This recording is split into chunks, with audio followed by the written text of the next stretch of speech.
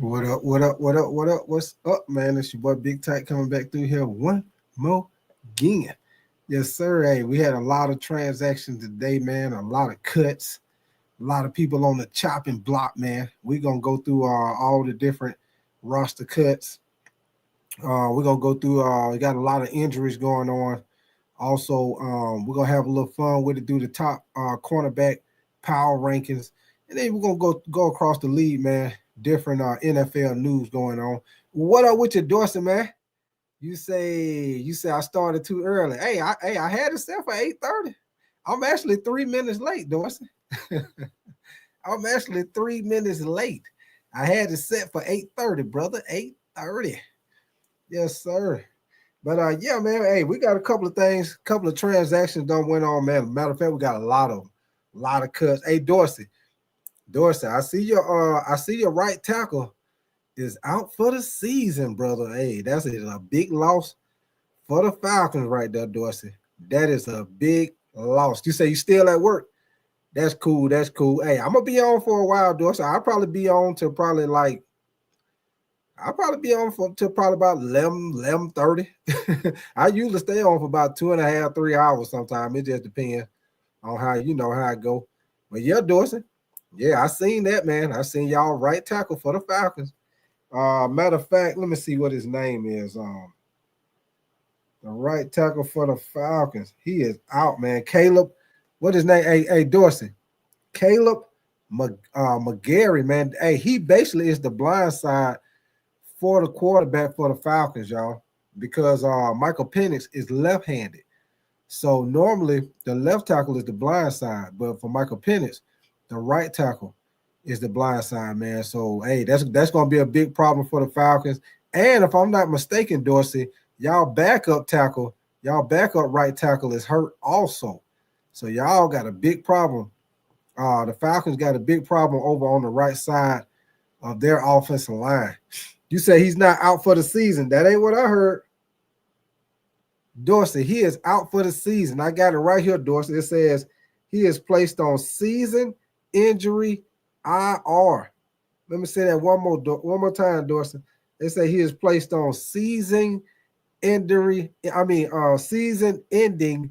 IR. So he gonna be out pretty much the whole season, Dorsey. If not the whole season, probably 70-80% of the season. Hey, that's a done deal for him. Hey, what your boy say? Wrap it up. What they say on the Dave Chappelle show. Wrap it up.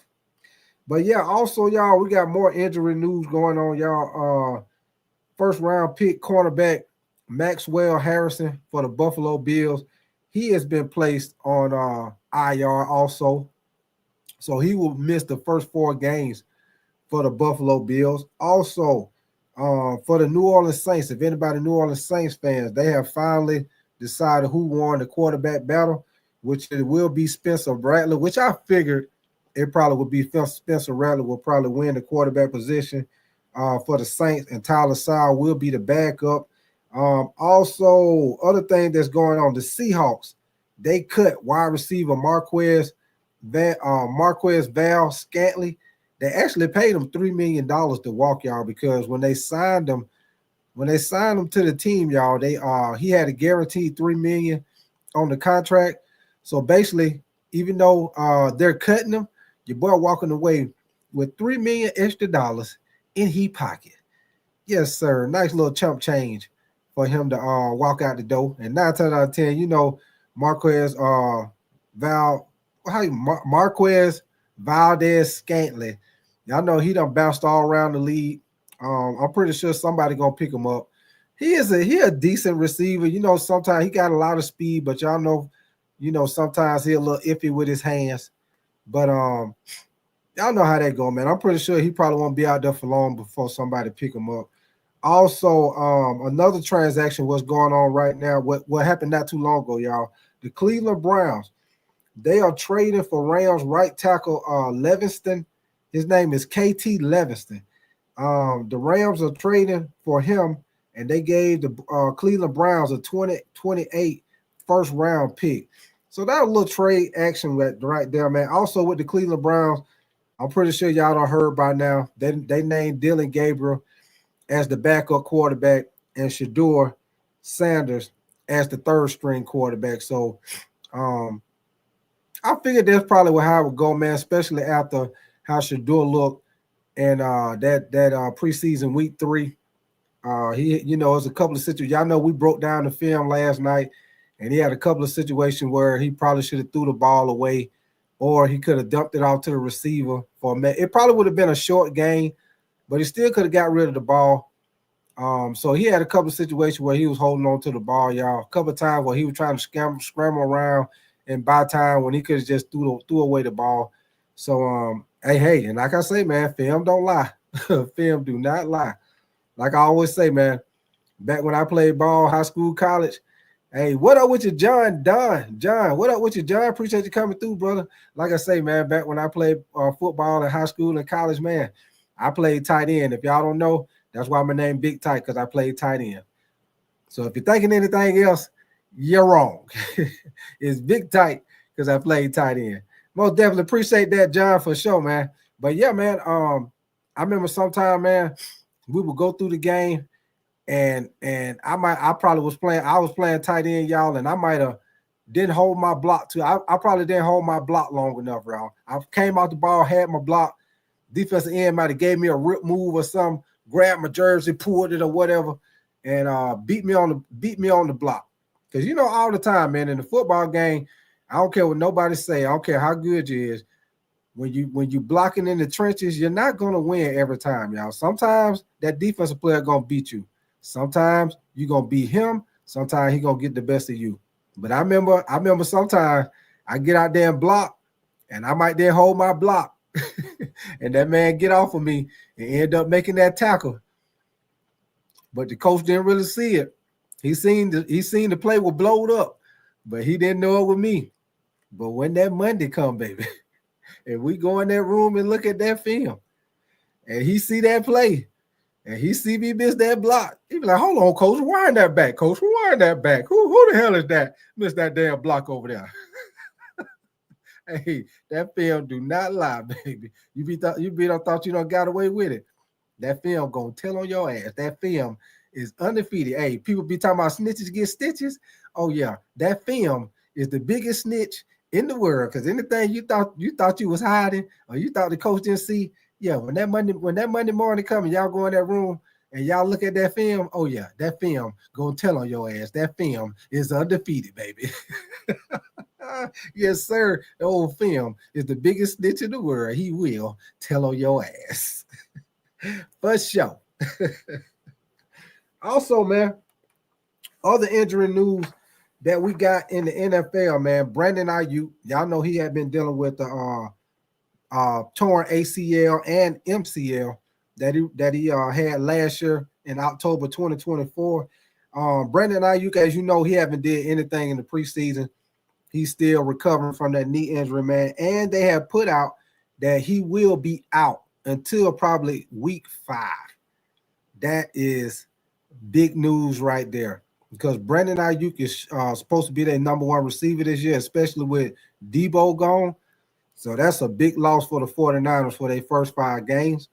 You got Juwan Jennings. You got Ricky, what's his name? Ricky Parsons, the guy they got out of Florida. What up with your Stiff Richards, man?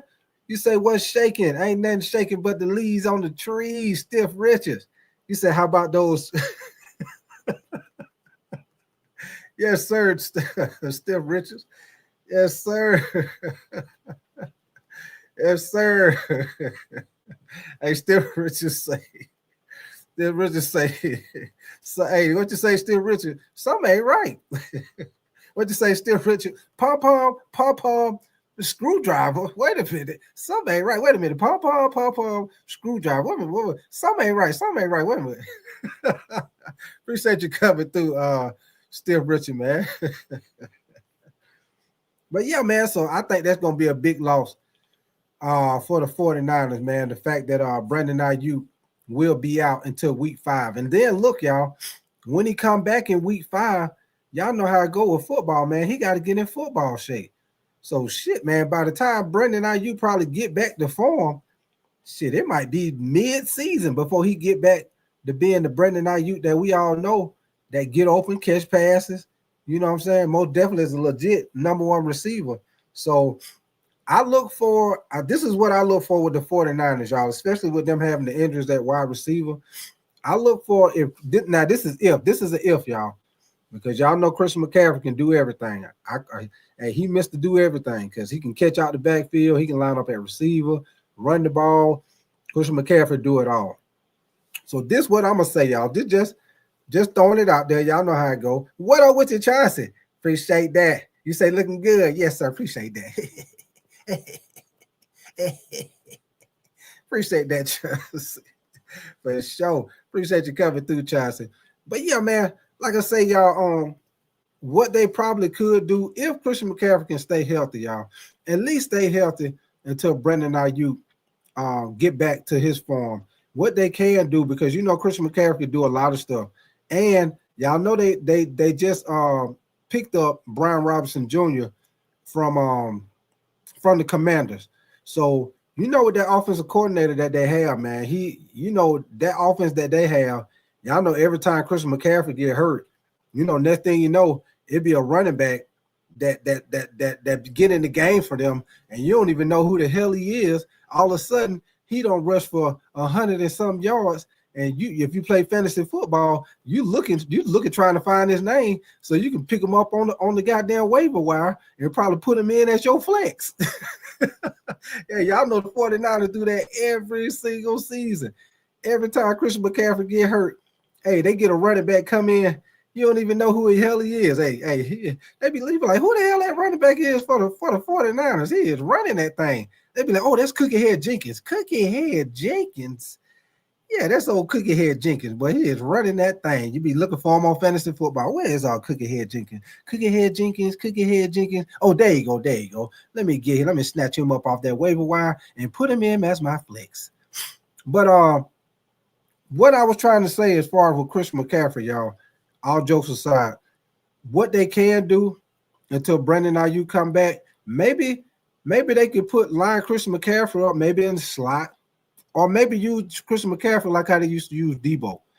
Because Christian McCaffrey, he could do everything that Debo did. He could do everything. They could use Christian McCaffrey. They could do him on jet sweeps. They can line him up in the slot. Christian McCaffrey, he one of the few running backs that can run routes like a wide receiver, because his daddy was a wide receiver, Ed McCaffrey. So he most definitely know how to run routes and get open. Joe Lowe, what up with you, man? You say you ain't catching no Cookie Head. You already know Joe Lowe for sure, baby. Oh, Cookie Head Jenkins. Yes, sir. But yeah, man, maybe they can do a situation right there, y'all, that maybe they could use Christian McCaffrey a little bit more in the passing game and maybe put Brian Robinson Jr. or whoever else they got on the depth chart at running back and kind of use Christian McCaffrey almost like what you want to call that? Maybe like a gadget guy, what you want to call. So we'll see how the 49ers do, man. A lot of people got high hopes on the 49ers, but I think the 49ers might take a step back with them losing Debo, especially with their receivers hurt early in the season. They lost some guys on defense. They lost Javon Kinlaw. They lost one of their top linebackers. They lost their corner. They lost some guys on defense, man. So I don't think the 49ers defense is going to be as good as it normally be, as dominant as it normally be. And in that division, y'all, I'm going to tell y'all right now, in that division, I won't be surprised if the Rams win that division. Now, some people think the Arizona going to be better, but I'm taking the Rams. As long as Matthew Stafford can stay healthy, y'all. Y'all know he dealing with that back injury. He coming back off of it. Y'all know, like I told y'all before, y'all know them back injuries be lingering injuries, man. So we'll see how Matthew Stafford do. They got Jimmy Garoppolo as the backup. Y'all know how I told you how I feel about Jimmy Garoppolo. Jimmy Garoppolo, he inconsistent, but he is a type of quarterback. If y'all peep game, if he got talent around him, Jimmy Garoppolo is the type of quarterback. If Matthew Stafford get hurt, let's say Matthew Stafford got to miss, let's say he got to miss 3 games, for example. Jimmy Garoppolo, he good enough to get the Rams through those 3 games. I put it like this. Jimmy Garoppolo good enough. If Matthew Stafford missed 3 games, Garoppolo good enough to win 2 of those 3 games. I put it like that. That way, when Matthew Stafford come back, they still can hit the ground running. They still pretty good, probably in the standings for their division. So, yeah, that's what I say as far as with that. So let's get into it, man. Like I say, man, we're gonna get into these roster cuts, man. We most definitely gonna do cornerback power rankings. And we're gonna go through the latest news going on in the NFL, man. Like I say, if y'all didn't know, I'm pretty sure y'all done heard Spencer Rattler. The Saints named him Kellen Moore, the head coach, named Spencer Rattler as the starting quarterback for the Saints. And if you didn't know about the Cleveland Browns, Dylan Gabriel has been named the backup. Shador is the third string quarterback. As you know, Kenny Pickett is gone. And the other quarterback got traded to the Raiders. Now, Kenny Pickett got traded to the Raiders because the backup that they have for the Raiders, I think he fractured his hand or something. But let's get into it, man. Let's get into some of these transactions, what's going on as far as the latest cuts and updates, what's going on. Mr. Wise, what up with you, brother? Still, Rich, you say, how's it hanging in the NFL? Has a whole new meaning, man. Yes, it do, Still, Richie. Yes, it do, brother.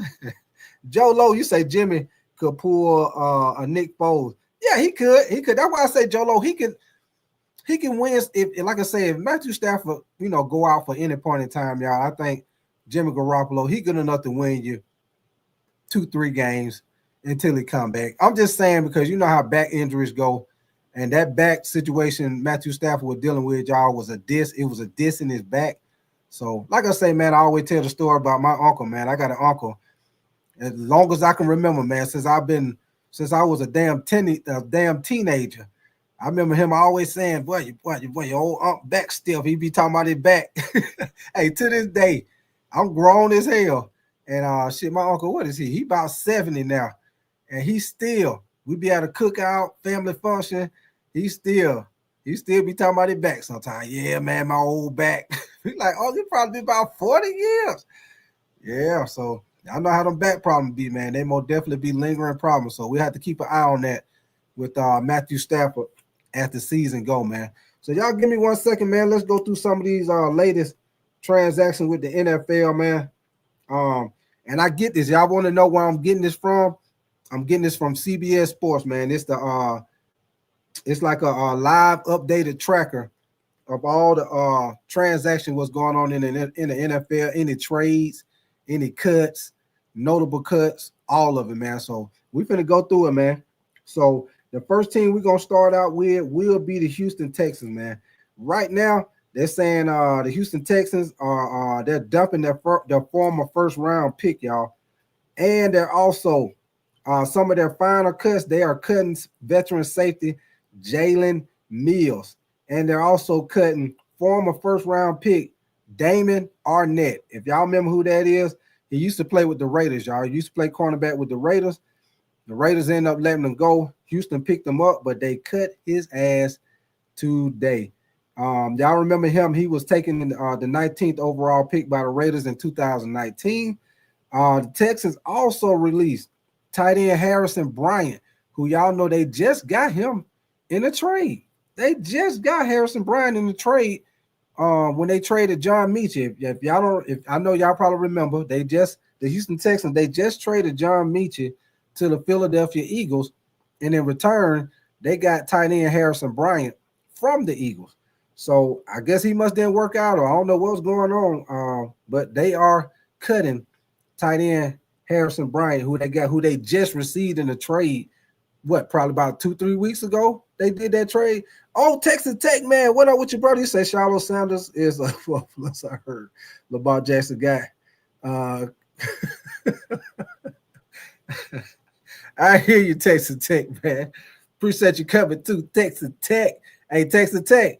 Hey, baby, college football this weekend, Texas Tech, all Labor Day weekend, baby. We got college football, man. Hey, and anybody that's in here, man, y'all do me a favor. Y'all make sure y'all double tap the screen, man. If y'all enjoying the content, and subscribe to the channel, man. If y'all new over here, I do all football, man. I do the NFL and I do college, man. I do weekly NFL predictions. I pretty much do nightly shows around about this same time. I do live game reaction for NFL and college football. I also do the NBA too. college basketball. We do a little bit of everything over here, man. And we most definitely gonna laugh and have a good time in the process. Believe that. And if it's a big boxing match, we do that too, man. Most likely, I mean not most likely, I'm most definitely gonna do the Canelo and Terrence Crawford fight. Y'all know if y'all been in here, I told y'all they're my two favorite fighters. So I'm still trying to make up my mind who I'm gonna go with on the fight because I love Canelo. I've been a big Canelo Alvarez fan for a long time. Ever since he was younger coming up, before he even fought Mayweather. I seen him on somebody undercard. I was like, shit, he gonna be good. Same thing with Terrence Crawford. When I first seen Terrence Crawford, I seen him, I forgot who it was, but I seen him on somebody undercard. And I seen how good he was, man. I said, oh yeah, he gonna be somebody. You best believe both of them end up being somebody, man. So it might be all the way to damn near fight time before I make up my mind on who I'm gonna go with on that fight. Because both them my two favorite fighters. So I don't know who I'm gonna go with. my mind say go with Canelo, but my heart say go with Terrence Crawford. What they say, my mind's telling me no, but my body telling me, hey, I gotta see which one I'm gonna go with. But let's get to it, man. We got the Houston Texans, man. So as far as some of the cuts, what they got now, they don't chopped it all the way down to the 53 roster, man. So as you know, we just talked about cornerback Damon Arnett. They also cut defensive end Solomon Byrd, center Eli Cox, guard Ladarius Henderson, running back Jahar Jordan, wide receiver Daniel Jackson, tight end Luke Leachy. I guess that's how you pronounce his name. Defensive tackle Haggy. I don't even know how to pronounce his last name. Y'all forgive me for that. I ain't even gonna mess his name up. Linebacker KC Osei, wide receiver Cornell Powell, wide receiver Quintez Cephas, QB Kendon Slovis. Man, it's a lot of guys. I ain't even gonna read every name, y'all. I'm just gonna skip through them because there's a whole lot of names on here that don't got caught. I mean, don't got cut, man. Like I say, they also cut safety Russ Yeast, tight end Harrison Bryant, offensive tackle Trent Brown. They cut him too. That was a surprise. Cornerback Miles Bryant. Let me see who else they got. Cornerback Arthur Mullet. Safety Jalen Mills. They cut him. Linebacker Nick Neiman. Cornerback D'Angelo Ross and defensive end Casey Toohill. So those are the majority of the guys that have been cut, latest roster cuts for the Houston Texans, y'all. Texas Tech, you say screw ESPN. You say hate Texas Tech because Tech has money. ESPN, powerful football, shouldn't have money. Plus Texas Tech still an SEC football player. Yes, sir. Yes, sir. Texas Tech, man. Yes, sir. Hey, I'm going to be checking y'all out, Texas Tech, man. I'm most definitely going to keep an eye on y'all for sure, man. And like I say, man, all this Labor Day weekend, I'm going to be doing live game reactions, y'all. Friday night, I'll be doing the Colorado-Georgia Tech game. We're most definitely going to see what Deion Sanders in Colorado looking like now that he don't have his son, Shador, and Travis Hunter. Most definitely going to do both of those games Saturday. LSU, Clemson, Texas, Ohio State. I'll be doing both of those games. And I will do Miami, Notre Dame, Sunday night. You already know, baby. It's going to be on and popping all Labor Day weekend. You already know, baby. And just like my coach used to say, every time we used to go out for practice, he used to say, all right, it's a great day for football, fellas. It's a great day for football. Sometimes we used to go out there, be practicing, and be pouring down raining. He'd be out there, all right, fellas, it's a great day for football. Be mad like, man, no, it ain't, man. It's pouring down raining out here and it's cold. It is not a great day for football. Yes, sir. But now let's go to the Seattle Seahawks, man. Texas Tech, you said Shallow get cut. Awesome. Yeah. He got cut. You know, some people say they cut him because the situation he had with the guy that was blocking him, and he retaliated and basically kind of like hit the guy, punched the guy, or whatever. But I thought that was a little extra, y'all, because it's always stuff like that going on, man. And don't nobody get cut for that. Yeah, you're gonna get the big penalty, And you might see him go to the sideline and the coach give him an earful, but don't nobody get cut for that. I thought that was a little extra, you know, how they did Shiloh with that. They made it seem like he got cut because of that. But anyway, let's go to the Seattle Seahawks, man. If y'all haven't heard, the wide receiver, Marquez Valdez-Scantling, I was just talking about him a little while ago, man. Basically, they paid him $3 million to he was one of the final cuts. And the reason why I say they basically paid him $3 million, y'all, because when they signed him, he had $3 million guaranteed on his contract this year, y'all. So they cutting him, but because he got that $3 million guaranteed, your boy is walking out the door with a nice little piece of change. You know what the old folks say, a nice little piece of change in his pocket. So we'll see where Marquez Valdez-Scantling, where he end up going, man. You know, he done bounced around the league. He got a lot of speed, but he inconsistent with his hands catching the ball. Other guys that done got cut with the Seattle Seahawks, man. I'm like I said, it's a whole lot of names, so I'm not gonna read every single name because it's probably about 40 damn names over here. So I'm not gonna read every name, but I will skip through them, y'all, if y'all haven't heard, or if you might be a Seattle Seahawks fan. And like I say, man, if y'all enjoying the content, please, and I mean y'all do that for your boy, double tap the screen and get the likes up for me, man. I most definitely appreciate that, man. It most definitely helps my channel if y'all get the likes up for me, man. If you subscribe, hey, I most definitely appreciate that too, man. If you're just coming in here and you want to wait, kind of see how it is before you subscribe, I still appreciate you coming through. You already know. So here we go, man. We got defensive tackle Quentin Bohanna, cornerback Shamar Jean Charles. Of course, you know Marquez Valdez-Scantling, wide receiver Tyrone Broden, cornerback Key Drain Callaghan, defensive tackle Anthony Campbell, tackle Amari Kite, tight end Marshall Lang. Let me skip through a little bit. Defensive tackle Brandon, I guess you pronounce that Pili, P-I-L-I, Pili. I hope I pronounce it right, y'all. But you know how I go. Safety Jarek Reed II. Let me see who else. Defensive tackle Bubba Thomas. Wide receiver Ricky White III. Cornerback Demarion Williams. Running back Jacardia Wright. Cornerback Tyler Hall. Wide receiver Stephen Mills got cut. Wide receiver John Rice Plumley. Fullback Wesley Steiner. And cornerback Isa, I guess that's Isa Waxter. So those are a good bit of the names that got cut for the Seattle Seahawks, y'all. So let's keep on moving, baby. Keep on moving. Hey, keep on moving. Don't stop. No, keep on moving. Let's keep on moving, man. We're going to go to the Buffalo Bills with their final cuts. And like I say, man, goodbye to Sean. Goodbye to Sean, my bad. What up with you, guy by the Sean, man? Appreciate you coming through, man. We're going to hit the Buffalo Bills, y'all. But if y'all didn't know, their first-round draft pick, Maxwell Harrison, the cornerback they got drafted out of Kentucky, who they got high hopes for, he will be placed on season injury reserve. So that means he will miss the first 4 games of the season.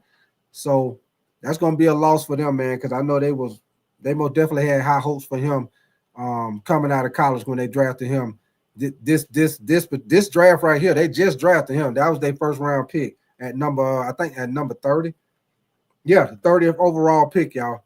So some of the Bills cuts, y'all, at quarterback. They cut Shane, I guess you pronounce his name, Buccelli.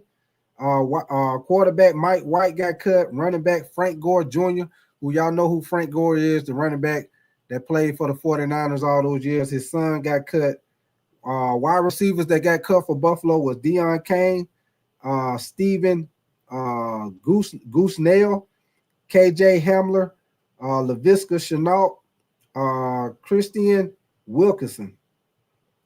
Those are the wide receivers that got cut. Now, tight ends, Zach Davison and Kalikai Latu. I guess that's how you pronounce his name. If I didn't get it right, y'all, I apologize. Now, let's go to the defensive end. A guy named Paris Shan got cut. Linebackers, you got Jimmy. How you pronounce his name? What is that? Cialo. Man, folk be having, boy, they have some wild name, boy. Kiana Jenkins and Edie Fuin. I ain't gonna even mess his name up, y'all. Cornerback DeQuan Hardy and cornerback Dane Jackson. Both of those guys got cut.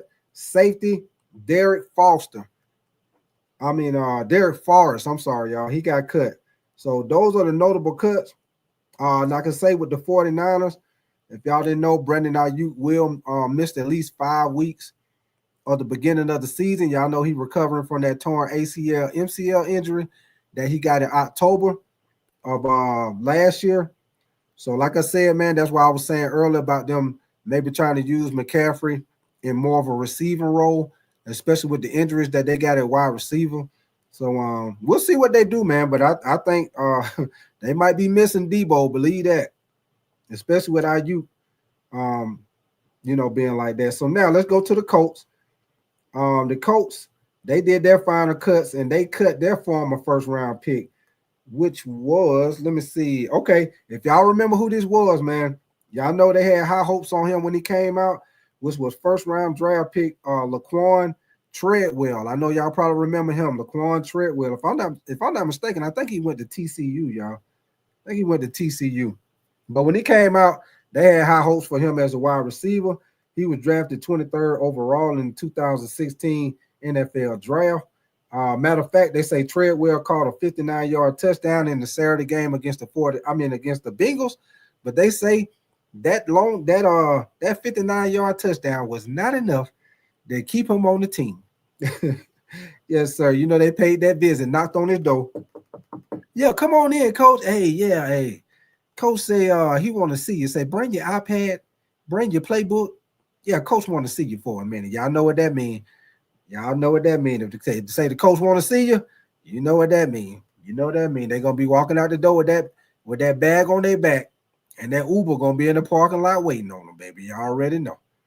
It's time to say goodbye. It's so hard to say goodbye to yesterday. All right, man. So some of their notable cuts, they cut running back Khalil Herbert. Y'all know Khalil Herbert used to be with the Chicago Bears. They cut Khalil Herbert. Wow. Of course, like I said, they cut wide receiver Laquan Treadwell. They cut cornerback Chris Lammons. Also, they cut quarterback Jason Bean. Defensive tackle Devontae Davis, linebacker Solomon DeShields, defensive end Marcus Haynes, cornerback Alex Johnson, wide receiver Tyler Command, defensive end Isaiah Land got cut, defensive end Desmond Little got cut, cornerback BJ Mays got cut, running back Nathan Notel, wide receiver Coleman Oman got cut. Who else? Linebacker Joseph Vaughn got cut. Safety Ladarius Tennyson got cut. Safety Trey Washington got cut. Cornerback Sam Womack III. Bobby Womack III got cut. Tight end Jelani Woods. I remember when he came out of college, y'all. Running back Naquan Wright. So those are some of the cuts, y'all. Like I say, I ain't gonna read all of them because it's probably about 40 names. It's probably about 40. Someone got 50 names. I ain't reading all that. Just too many damn names. It'd be like I'm doing roll call on the first day of school. And y'all know if y'all know like I know, that roll call on the first day of school. I don't know if y'all went to a hood school like I did, but my high school was a hood school. And what I mean by hood school, your high school, just like I said, your high school was in the hood. It either was in the hood or it was different low income apartments around it or projects around your high school. So that's what I mean when I say you went to a hood school, because I most definitely went to a hood school. So every time when it was the first day of class, you talking about somebody used to have some good laughs at some of them names when the teacher be trying to call the roll.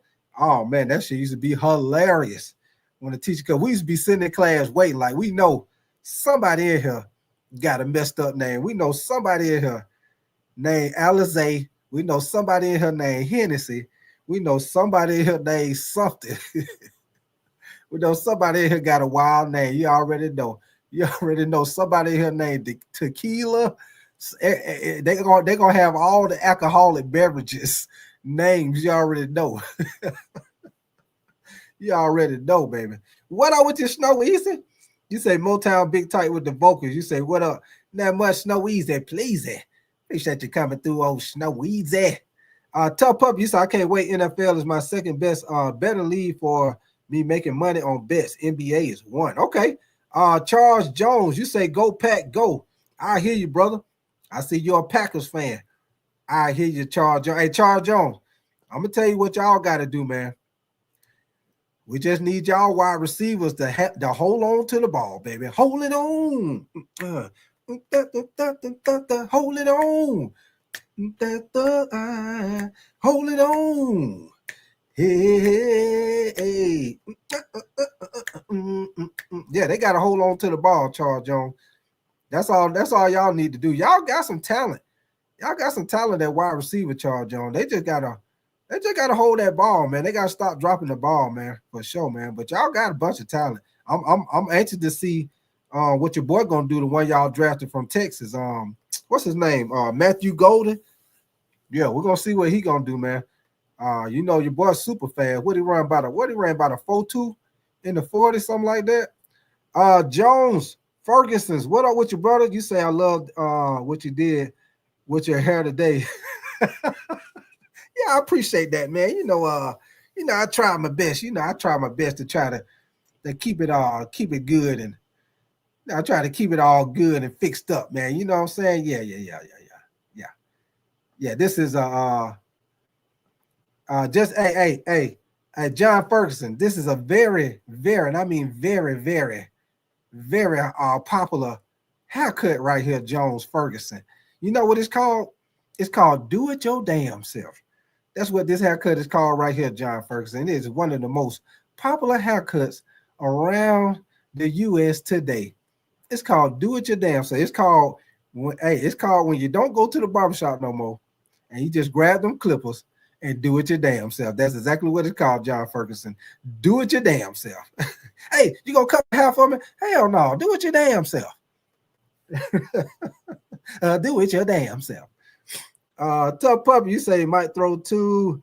You say, oh, okay. We got another one, y'all. He said, I love fat chicks. You say, who you have winning the NFC South? I love fat chicks. I'm gonna go with and you know what? I love fat chicks. I'm gonna tell you this, man. I am a Carolina Panther fan, so I would be biased. And pick my team. I love the fat chicks. But my team, man, I put it like this. We got promise on the team, if you want to call it that.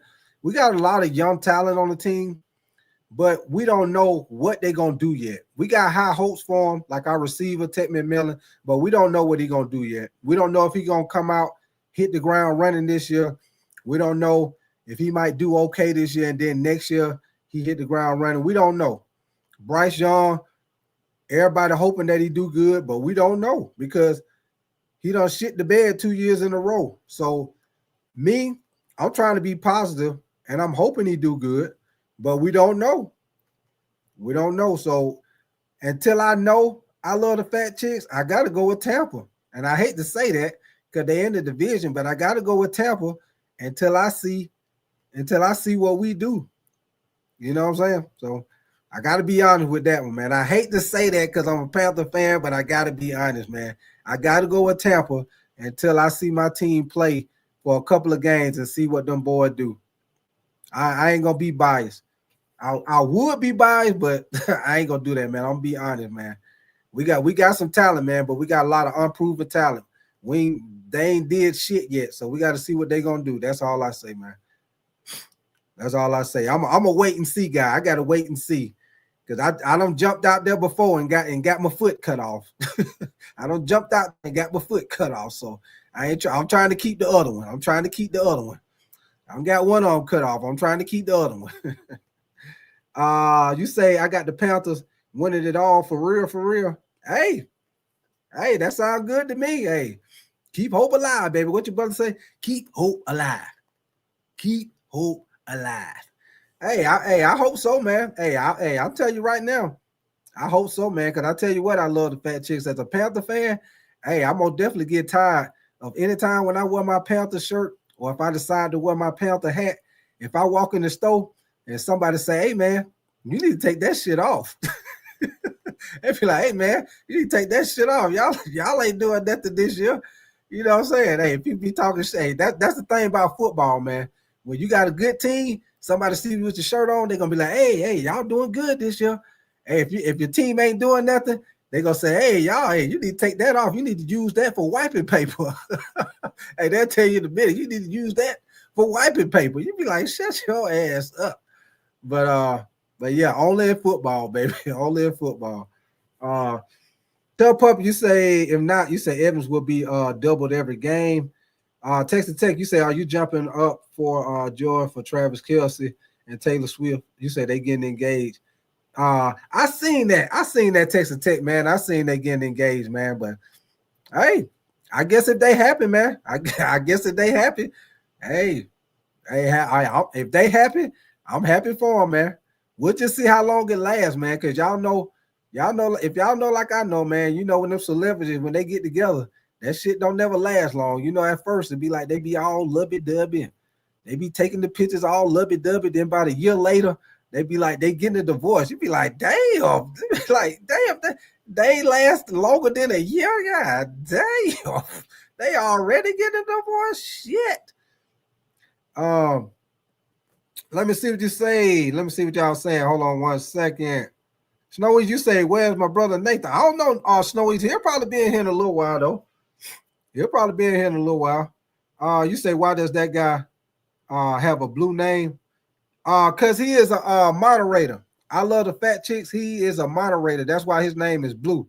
You see that wrench beside his name? That's why his name is Blue, because he's a moderator. He done, you know, Snowy's and some other people you see in here with a wrench. They've been over here with me, you know, for a while. They been here with me all the time, man. So I always come in here showing me support every night. So yeah, they are moderator. I love the fat chicks. That's why their name is Blue, brother, for sure. Hey, I love the fat chicks. Hey, yeah, you be over here for a while and be over here consistently. Yes, sir. I most definitely pull one out the toolbox and put one beside your name too, brother. Believe that. I put one with you too, brother. Charles Jones, you said, how do I get blue name, a name blue? You said a blue name. Like I say, I love the fat chicks. I usually get it. I usually give it to you after you know, you done been over here for a while. But I love the fat chicks. If you don't want to wait, I love the fat chicks. If you don't want to wait and you want to get it now, then it's $20. It's $20 if you want to get it now. But if you want to wait like everybody else and get it for free, then you be over here consistently. Then it'll be one day you'll come in here and you'll see it on your name. But that's how we do it, man. That's how I do it. That's how I do it. Tough Pup, you say bet Eagles and Chiefs win and Cowboys and Chargers lose by less than 7.5. Tough Puppy, what are you talking? You talking about the first game, Tough Puppy? Are you talking about the first game? Hold on, let me see what you say. Snow, you said Big Ty. You say next time don't have the Rams in the poll. You say they don't even have a quarterback. And I see what you say. You say I work my way up. Texas Tech, man, you say I love the big butts. And you say, man, I love fat chicks, bro. Hey, ain't that wrong with that? Ain't nothing wrong with that. I love the fat chicks. Ain't nothing wrong with that, baby. Like I always say, hey, the big girls need love too, brother. The big girls need love too. Ain't nothing wrong with that, brother. Ain't nothing wrong with that. Snowy, you say two man big tight. The new sitcom show. Tough Pup, you say, do you think that's a good bet? Eagles and Chiefs win and Chargers and Cal less than 7.5. Tough Puppy. Yeah, I'll take, if I'm you, Tough Puppy, I most definitely would take the Eagles over because the Eagles play the Cowboys I most definitely would take the Eagles over the Cowboys, especially with the situation where Micah Parsons probably ain't gonna be playing. Now the Kansas City Chiefs, I got to look at their schedule, Tub Puppy. I don't know who the Chiefs play first. I don't know who the Kansas City Chiefs play first. I don't know who they play. I gotta look at this schedule. I don't know who they play. You say I spent my allowance on fat. All right, man. You said let me ask my mom. You said, oh no, yeah. You say I wouldn't bet that, bro. You said Tough Puppy. You say first week, and you say Chargers. Okay. I hear you. All right, man. Let's go through a couple more transactions, man. A couple more cuts from the day. Like I said, we did the Raiders. We did the Cowboys. No, we didn't. We didn't do the Cowboys. What was that? That was the what was the last team we did?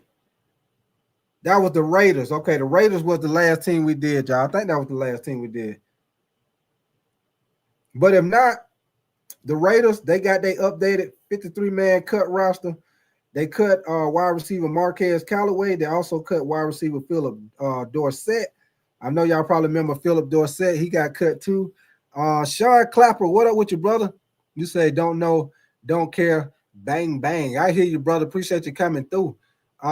Damien, you say, keep up your podcast. God bless. You say, keep running. Hey, appreciate that, Damien, man. Hey, I hope you subscribe to the channel, man, for sure, man. I appreciate you coming through. You say, keep up the good word of podcast. You say, don't let nobody talk you down on it. You say, you're doing others. You say, you're doing others are scared. Also, you're doing what others are scared to do. Hey, Damien. Hey, Damien, I'll tell you a little story right quick before you leave out of here, Damien. Hey, I remember when I first started doing it, Damien. One of the first things you got to get by, Damien, is when you start your show, you don't really have no subscribers or nothing. So basically, you be doing a whole show, Damien, and you're talking to your damn self.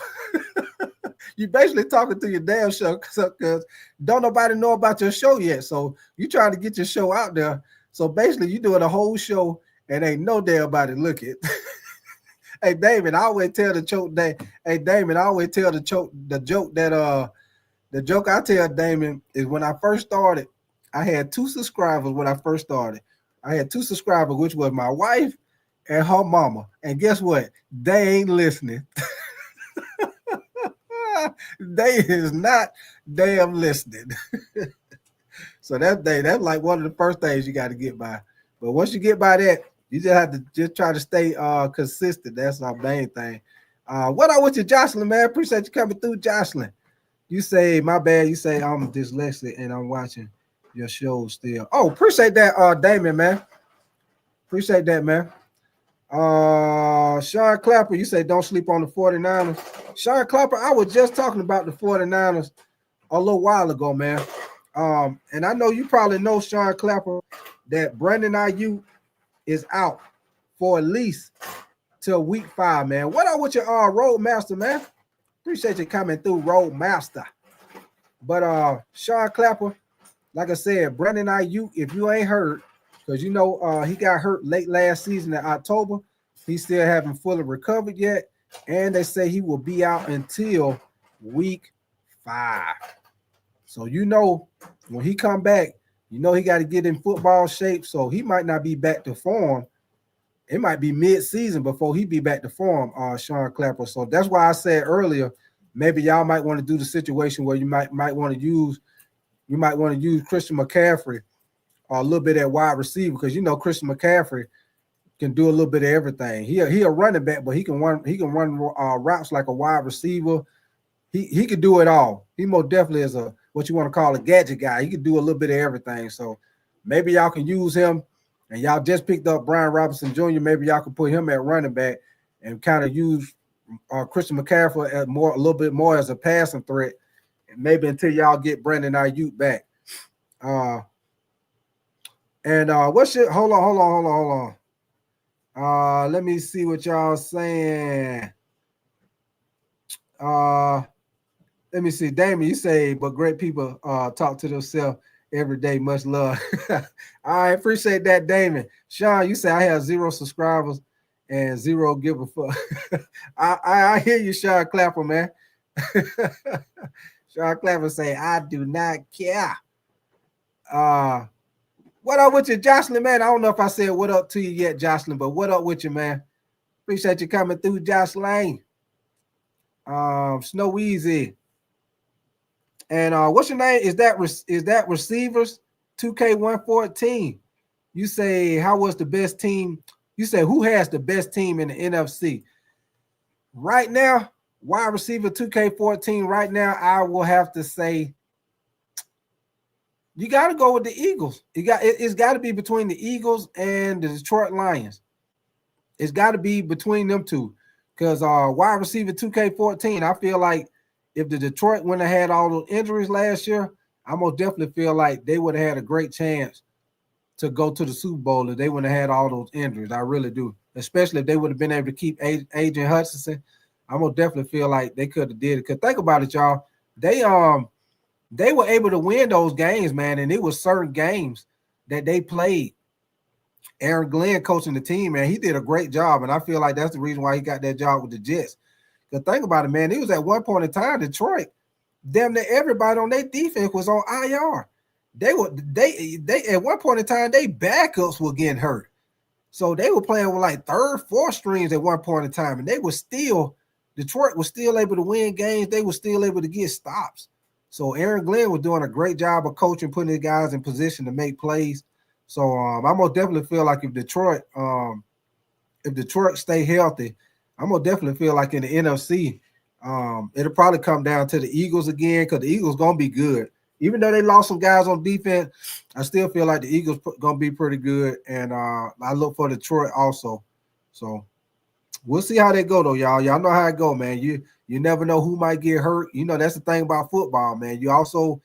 You want to win games, but you also got to have a little luck on your side too, man, because you want to try to hopefully avoid key injuries to your team, man. Key injuries on the offensive line, key injuries, wide receiver, quarterback. You know, you have to have a lucky season with football, man, because you want to try to stay healthy, man. Why not P? What up with you, man? You say what software am I using? I use this StreamYard, brother. StreamYard. This is StreamYard what I'm using, man. StreamYard. Roadmaster, you say the Panthers got the best wide receiver group. And Sean, you say, yeah, unfortunately, he's right. God body Sean, you say Sam Laporta. Sam Laporta, he good, man. He good now. He good, God body Sean. Matter of fact, God body Sean, y'all whole offense is nice, God body Sean. Y'all offense is on and popping. God body Sean, I don't know if you're a Detroit fan, but if you is, y'all offense is on and popping, man. Y'all got Amon St. Brown, y'all got Jameson, y'all got Sam Laporta, you got Jahmyr Gibbs. What's your other boy? The other running back. What's his name? Robinson. I think that's his last. Ain't his last name? Is his last name? Damn, I forgot his name. Is it Robinson? You know what it is, God by the Sean. You know what I'm talking about. You say, what does your name mean, God by the Sean? Okay, he talking to God by the Sean. God by the Sean, you say Tight new Christian McCaffrey brother went to the Commanders. Yeah. I seen that. I seen that guy by the Sean. He playing wide receiver for them. I seen that.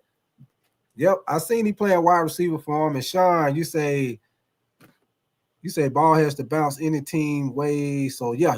They got to, Sean. You got to have a little luck on your side when it comes to football, man, because you most definitely want to try to avoid injuries. Triple B Frosty, what up with you, man? You say, are you a Dallas Cowboy fan? No, I am not, brother. I'm not gonna lie to you. I am not. Triple B Frosty. I am not a Dallas Cowboy fan.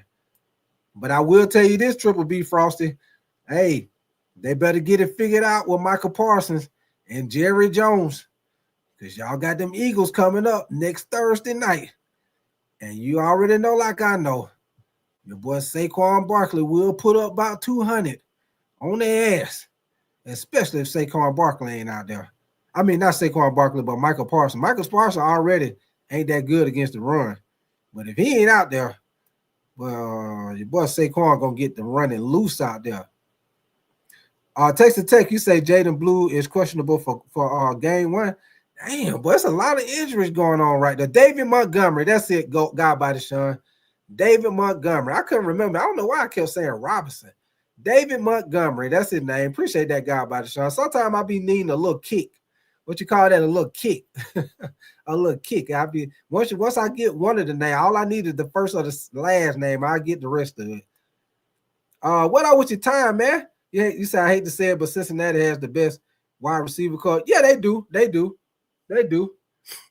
They do, time. They do. And time. They just ain't gonna stop no damn body. Now time.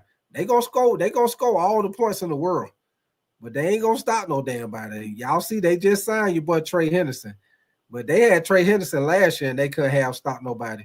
They must. Y'all see what their defense been looking like in the preseason. They ain't in the preseason, them boys ain't been able to stop nobody in the preseason. And I mean nobody.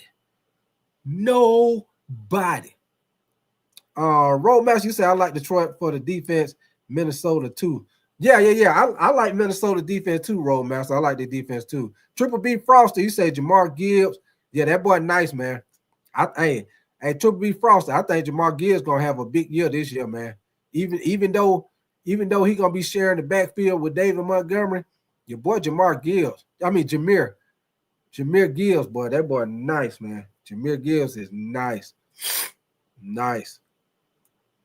Let me see what you say, Sean Clapper. You say he says, no, I'm not. Let me see. Triple Frost, you say his rookie contract is up and they making a new one. Okay. Triple B Frost. And Roadmaster, you say Jared Jones better hurry up and pay Micah. He'd rather pay some troublemaker for attention. And what's your name? DJ? Is that Bus? Is that DJ? Is that Bus?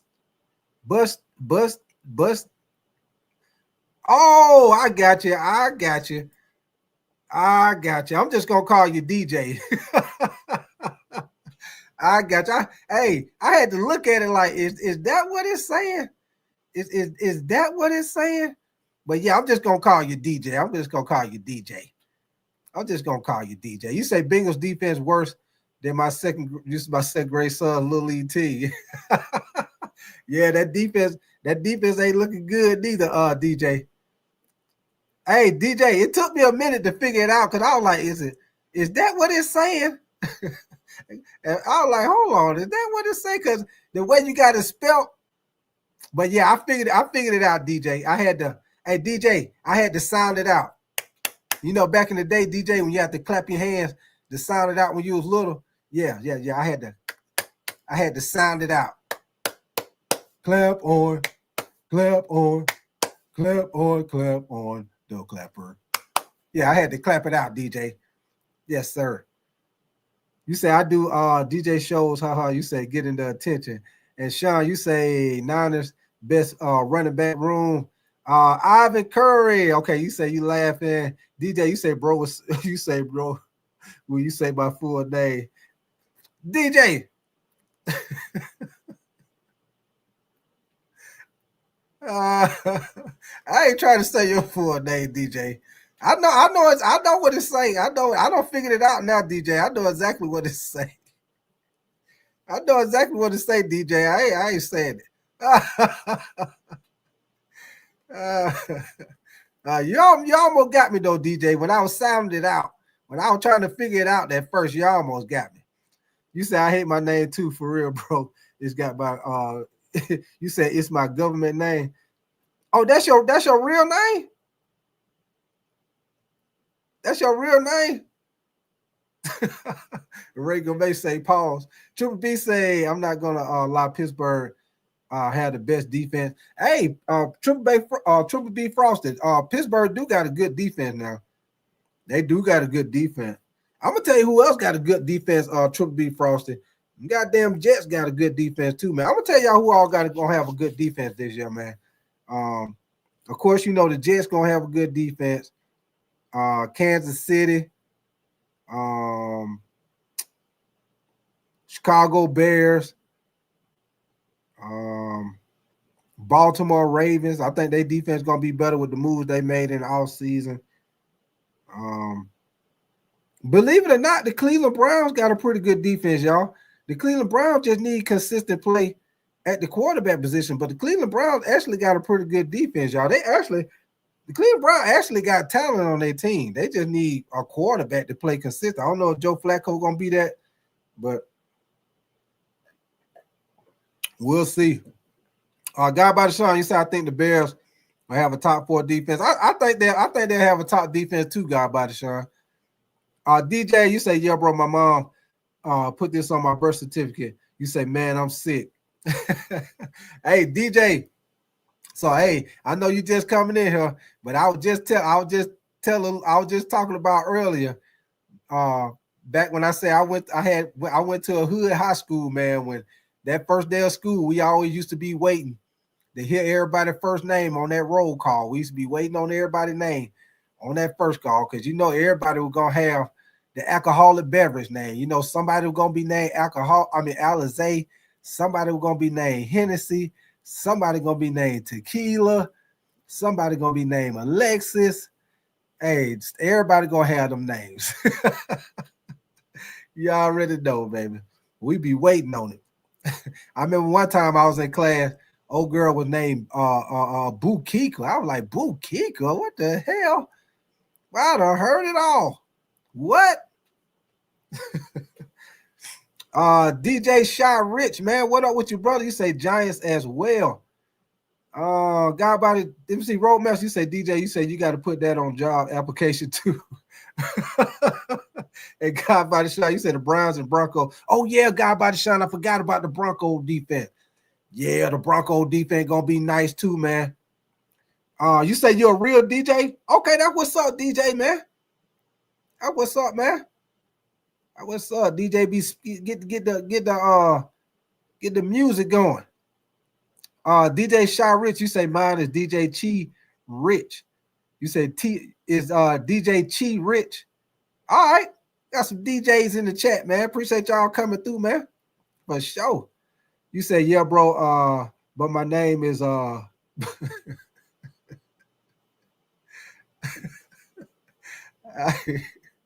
you say anything worse. You say it's Soleil. It's Soleil. Soleil, I trust. Oh, you talking about the defensive coordinator, Sean? DJ Sean Rich, you say I am as well, and you say I play bluegrass. Okay, that's what's up. Okay, appreciate y'all coming through, man. DJ Sean Rich, DJ. I'm just gonna call you DJ, but I appreciate y'all coming through, man. Like I say, man, if y'all enjoying the content, y'all most definitely make sure y'all double tap the screen for the likes, man, and subscribe to the channel if y'all enjoying the content, man. Like I tell everybody, man, we what I want you mix swagger, man. Like I tell everybody, man, we do the whole NBA, the whole NFL, y'all, and we do college football. I do live game reactions for the NFL season. I do weekly predictions. I pretty much do nightly shows. I usually come on around about this same time, y'all.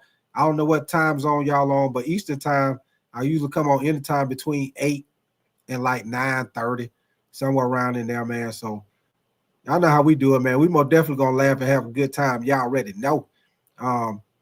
So hey, and I'm gonna be doing games all this weekend for Labor Day weekend, man. Like I say, Friday night, I'll be doing Georgia Tech, Colorado game. We'll see what Deion Sanders look with Colorado without having Travis Hunter and Shador. Also, y'all know the two big games Saturday, Ohio State, Texas, LSU, Clemson. I'll be doing both of those games. Sunday night, I'm going to do Notre Dame, Miami Hurricane game Sunday night. So we're going to be on and popping all Labor Day weekend, baby. Your boy going to be on and popping. Y'all already know I'm going to have my Do It Fluid. I'm going to take me a drink. We're going to get to it, baby. Y'all already know. Miss Swagger, you said big time. You said they finally paid your boy Terry. I see that, Miss Swagger. I see they finally paid him. Hey, Miss Swagger. Hey, everybody got paid yesterday. Terry got paid. Trey Henderson got paid. Shit, we just waiting on Micah Parsons, waiting for him and Jared Jones to get their shit together. Waiting for Jared Jones to go and get it together and pay Micah Parsons. Y'all know your boy Jared Jones.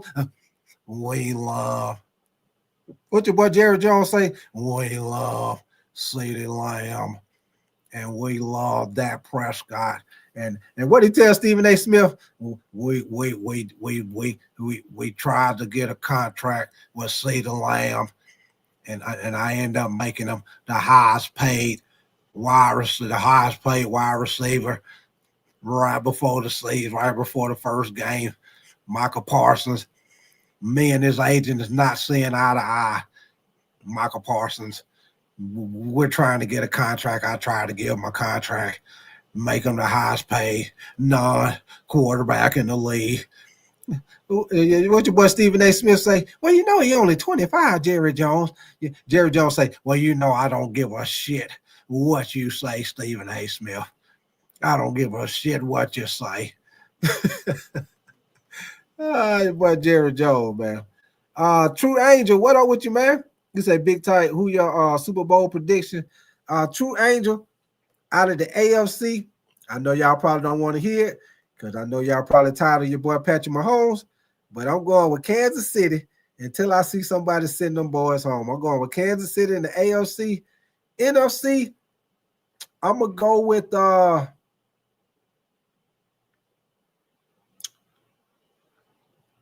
Detroit. I'm going to go with Detroit in the NFC, y'all. I'm going to go with Detroit. I'm going to go with Detroit and the Kansas City Chiefs, y'all. Detroit and Kansas City. Even though it might be the Eagles, y'all, but I'm gonna say Detroit. I think Detroit would have went last year if they wouldn't have had all those injuries. So I'm gonna say Detroit and Kansas City, y'all, but we'll see. Like I say, we'll see if your boy Lamar Jackson can finally get past Patrick Mahomes in the playoffs, which he ain't showed he could do that yet. Josh Allen, y'all know he be balling out too, but he ain't beat Patrick Mahomes in the playoffs neither. So until I see one of them beat him, that's who I'm gonna probably go with. Detroit, Kansas City, True Ranger. Roadmaster, you say, okay, you talking to Guy Body. Sean Clapper, you say the Golden Super Bowl 60s. You say Levy Black. You say Levy Black and gold, red and gold. Okay. Shaquille Oatmeal. Okay, your name is Shaquille Oatmeal. Okay, you say terrible predictions. Well, who you think gonna go there, Shaquille? You let me know who you go. Let me know who you like there, man. Hey, like I said, hey, one thing about me, Shaquille. Hey, it's just my opinion. It's just my opinion. It don't mean it's right, Shaquille. It don't mean it's right. It's just my opinion. But you let me know. Let me know who you like, Shaquille. Let me know who you like, man. Roadmaster, you say whoever watching Through the Blinds. You said Through the Blinds. They peeping through the blinds, Roadmaster. Peeping through the blinds. Who's that peeping in my window? Pow. Nobody now. Who's that peeping in my window? Pow. Nobody now. What your boy say? See, me and my family moved in our apartment complex. They say this community is so drug free, but it don't look that way to me because I can see the young thugs hanging out at the store 24/7 junkie looking for a hit of the blow, a farmer door. Oh, you know what else they tried to do? Make a curfew, especially for me and you. Hey, y'all know that about that Goody Mob. Y'all know that about that Goody Mob, B. That Goody Mob. Come and get your soul food. Well. Good old-fashioned soul food. All right. Everything is for free. As good as it can be. Come and get your soul food. Hey, what you say? Hold on. See what you say. And Miss Lady acting like we in jail. Say she ain't got no extra hush puppet to sell. Fake ass seafood. Making it hit the door with a mind full of attitude. It was the line at the river before JJ Real Shack was packed too. Making it be one of them days when mama ain't cooking. I don't know nothing about that Goody Mob, man. Don't get me started in here with the Goody Mob. Don't get me started with the Goody Mob. Let me see what you say, Shaquille. You say, but I live in Georgia. Okay, that's what's up. Hey, I'm in Georgia too, Shaquille. I'm in Georgia too, man. Good old Georgia boy. Yes, sir, Shaquille. Good old Georgia boy. Yeah, I'm in Georgia too, brother. Good old Georgia boy. Let me see. You say, Ray, I've been on the under on ATL all day. And you say, but I'm a Panther fan. Shaquille, you doing the same thing I do, right? Hey, that's what. Hey, I'm doing the same thing, Shaquille. I'm in Georgia, but I'm a Panther fan, man. So Shaquille, I don't know if your homeboy give you shit like they give me shit, but hey, my homeboy, they give me shit every time we get together, go to a sports bar and watch the game. They always tell me, you know, your ass ain't been outside of 285. How the hell your ass a Panther fan? Your ass ain't been outside the goddamn 285. That's what they tell me every time we be at the sports bar. That's what they tell me, Shaquille. I don't know what your buddy be telling you, but that's what they always say to me. Your ass ain't been outside of 285. How you got there? How your ass a Panther fan? Ray Gourmet, you say easy money. Texas Tech, you say first of all, it's Washington. I got you, Texas Tech, man. God, you said don't allow the guy B John. Damn, yeah. They got B John, God by the Sean. They got B John. Yep, they got B John. Hey, God by the Sean, you better get him on fantasy football. True Angel, you say the Bengals versus the Commanders. Oh, yeah. Yeah, he did say Bengals versus the Commanders. I don't see that because the Bengals can't stop nobody. So I ain't going to say the Bengals. The Bengals ain't going to stop no damn body. They damn defense going to be horrible, man. They damn defense going to be horrible. Roadmaster, you say Big Time know every song and every movie like he just see. Y'all know, hey, you know, I be on that, hey, Roadmaster, you know, I be on the music and the movies, baby. I'm on the music and the music, baby. Ray Gourmet, you say these fast food got me sick. Yes, sir. That old goody mall, Ray Gourmet. Yes, sir. Fast food got me sick. Let me see what you say. You say shit, all my homeboys I drive trucks would give me shit. Hey, all right, Shaquille. Ray Gourmet, you say, huh? You say a Panther fan is crazy. You say, yeah, I think KC for sure. And Detroit, same as Big Time. Okay, that's what's up, True Angel. Okay. I see you thinking the same way. You say, damn, you right on smoking. You say, yeah, all right. All right, man. God by the Sun, you say, I don't see how you could be a fan of the Panthers. You said, better off being a Cam Newton group or DJ Boy fan. Yeah, God by the Sun. Hey, God by the Sun, I'm going to tell you how I end up being a Panther fan, man. I always have to explain how I'm born and raised in Atlanta, and I end up being a goddamn Panther fan. I'm going to tell you how I end up being a Panther fan, man. So like I told y'all last night, I always watch everybody. When I was in high school, I didn't have no team. I just was a fan of different players. Once again, y'all heard what I said. I was a fan of different players. So when I was coming up, man, I was already a fan of Dan Morgan because he went to Miami Hurricane. When I was coming up, I used to be a big Miami Hurricane fan. I was a big Dan Morgan fan with the Miami Hurricanes. Also, I was a big Thomas Davis fan because I like Georgia. I'm a big Georgia Bulldog fan. So when Thomas Davis, I already used to kind of look at Carolina, but when Thomas Davis went to Carolina and I started looking at him more, then that's when I started being more of a fan. Or like I said, I was already looking at him because I look at everybody. But when Thomas Davis came to the Carolina Panthers, that's when I more started being a fan. And then when I started seeing more of Steve Smith, I started being a big Steve Smith fan because I used to like his energy. And hey, I've been a Carolina Panther fan ever since, y'all. So if y'all ever want to know how the hell I ended up being a Panther fan, that's how it was, man. Shaquille, you say love Dan Morgan. Romax, you say I'm gonna have my Cam jersey and custom Romaine Panthers shoes when I go to the ATM. Hey, Roadmaster, y'all, you coming down here when they play Atlanta? Hey, Roadmaster, y'all come down here when they play Atlanta, boy. You know I got to hook up with you, Roadmaster. You know I got to hook up with you, brother. You know I got to hook up with you. Y'all come down here for the Falcon game. You say that, boy. You say big. Hold on. Let me see what y'all say. You say Big Tight got more stories than Fat Joe. Hey, Ray Gomez. Hey, Ray Gomez. See, I told you, man, I got stories for days, man, because the reason why I got stories like that, because when I was younger, man, I ain't gonna lie to y'all. When I was younger, I went to the club a lot. I partied a lot. Even though I went to school and shit and I played football, but I went to a lot of parties, man. I hung out a lot. So I seen a lot of shit. I got a lot of stories.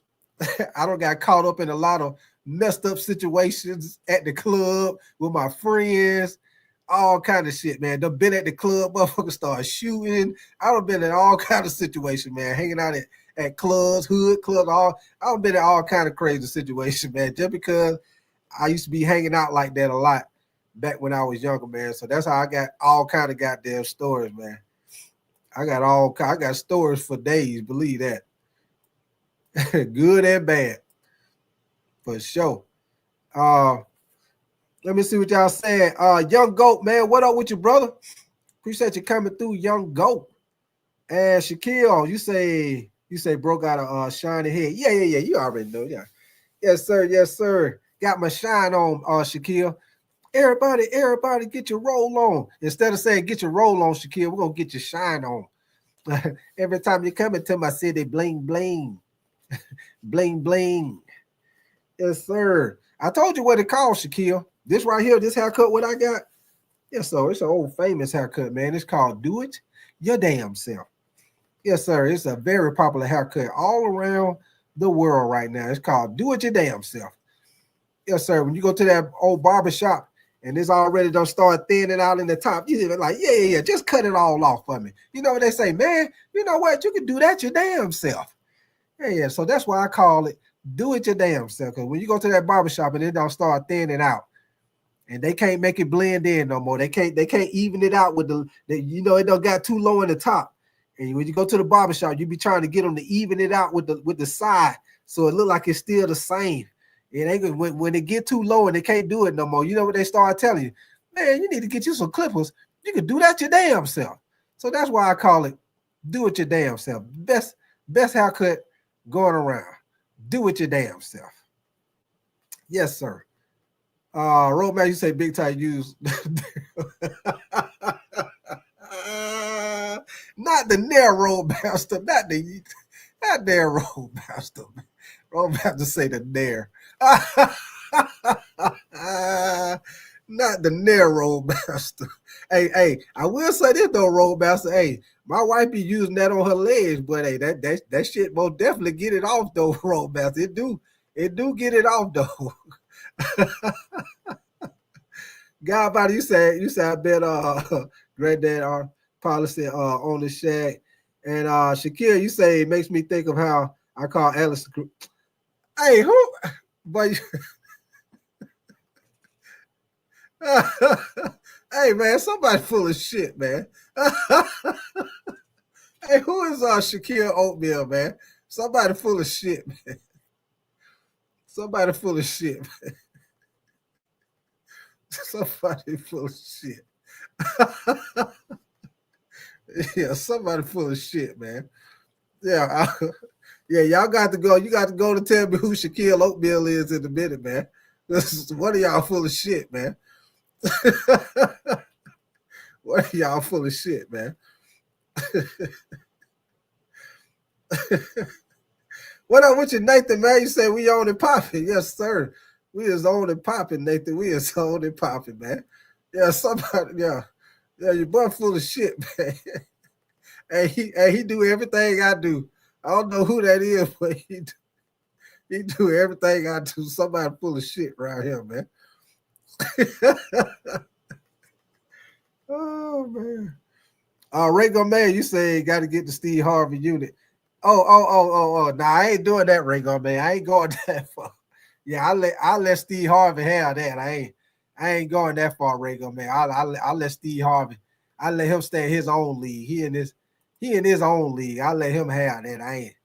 I can't do it. I can't do it. Roadmaster, you say I'm driving the bus to hell with a fourth. Hey, Roadmaster, you better not run out of fuel, Roadmaster. Hey, you run out of fuel, Roadmaster. You know that's a thrifty penny what you got to pay for them folks to come out there and get you back rolling, Roadmaster. Hey, you better go on and stop and get you some fuel, Roadmaster, on that 4th tank. You know, that's a thrifty penny that they charge you to come out there, man. That's a thrifty goddamn penny. You see Shaquille Oatmeal, you said tight. Is your wife 6'7"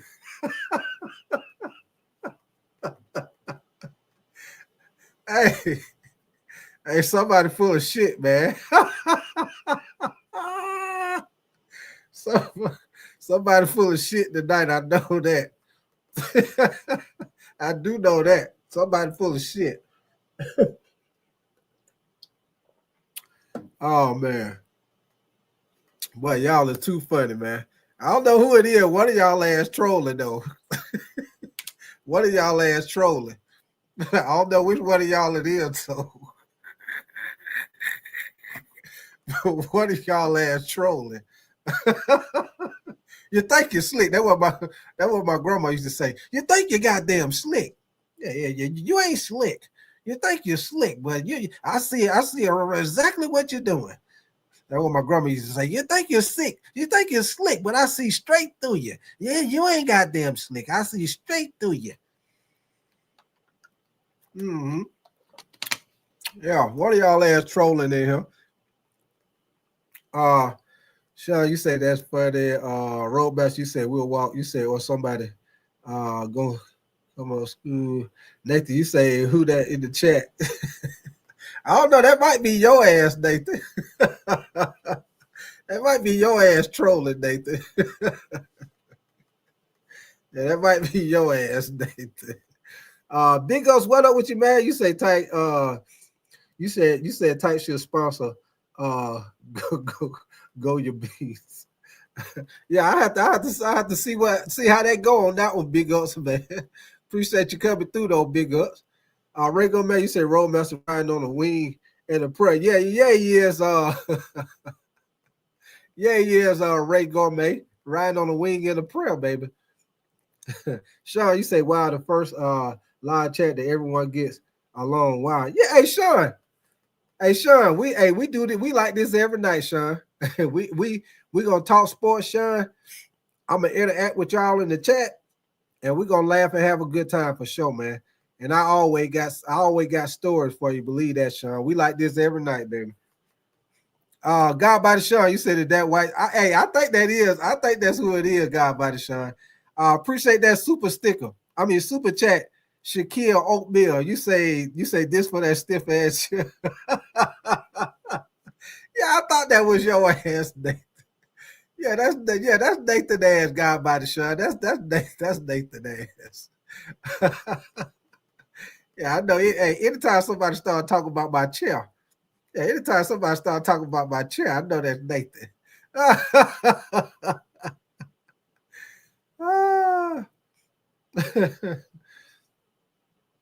Oh man, yeah. Hey, Nathan, that was a good one right there, Nathan.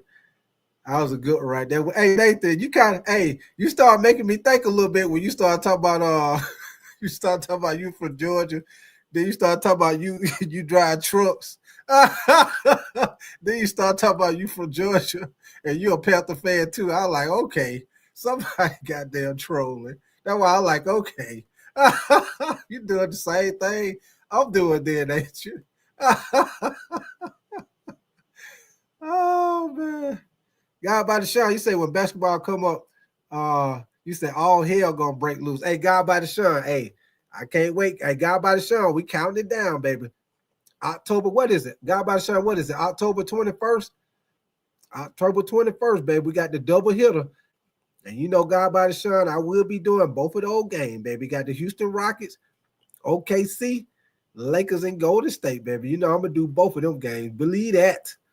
We're gonna be all on it, doggone it. We're gonna be on like Donkey Kong, baby. We're gonna be all on it. Sean G, what up with you, Sean G, man? You say big tight, what up, fam? Everything good, Sean G. Appreciate you coming through, brother. Nathan, you say tonight I carry several personalities. You say I love the fat chicks. Oh, that was goddamn Nathan, man. Hey, Nathan, that was you.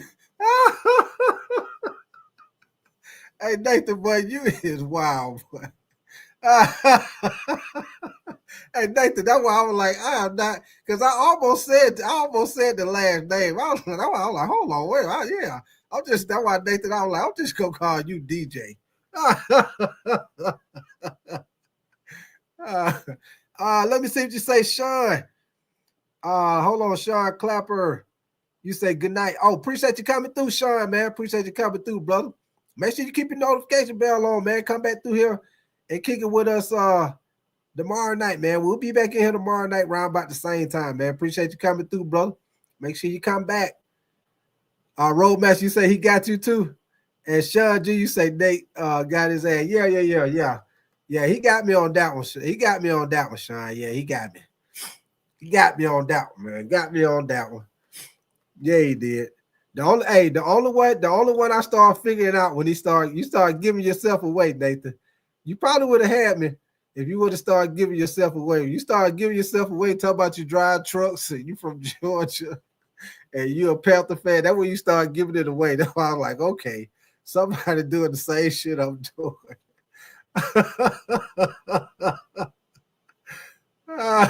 Hey, Nathan, you said when you said boo boo boo boo, you said DJ, you said I cry.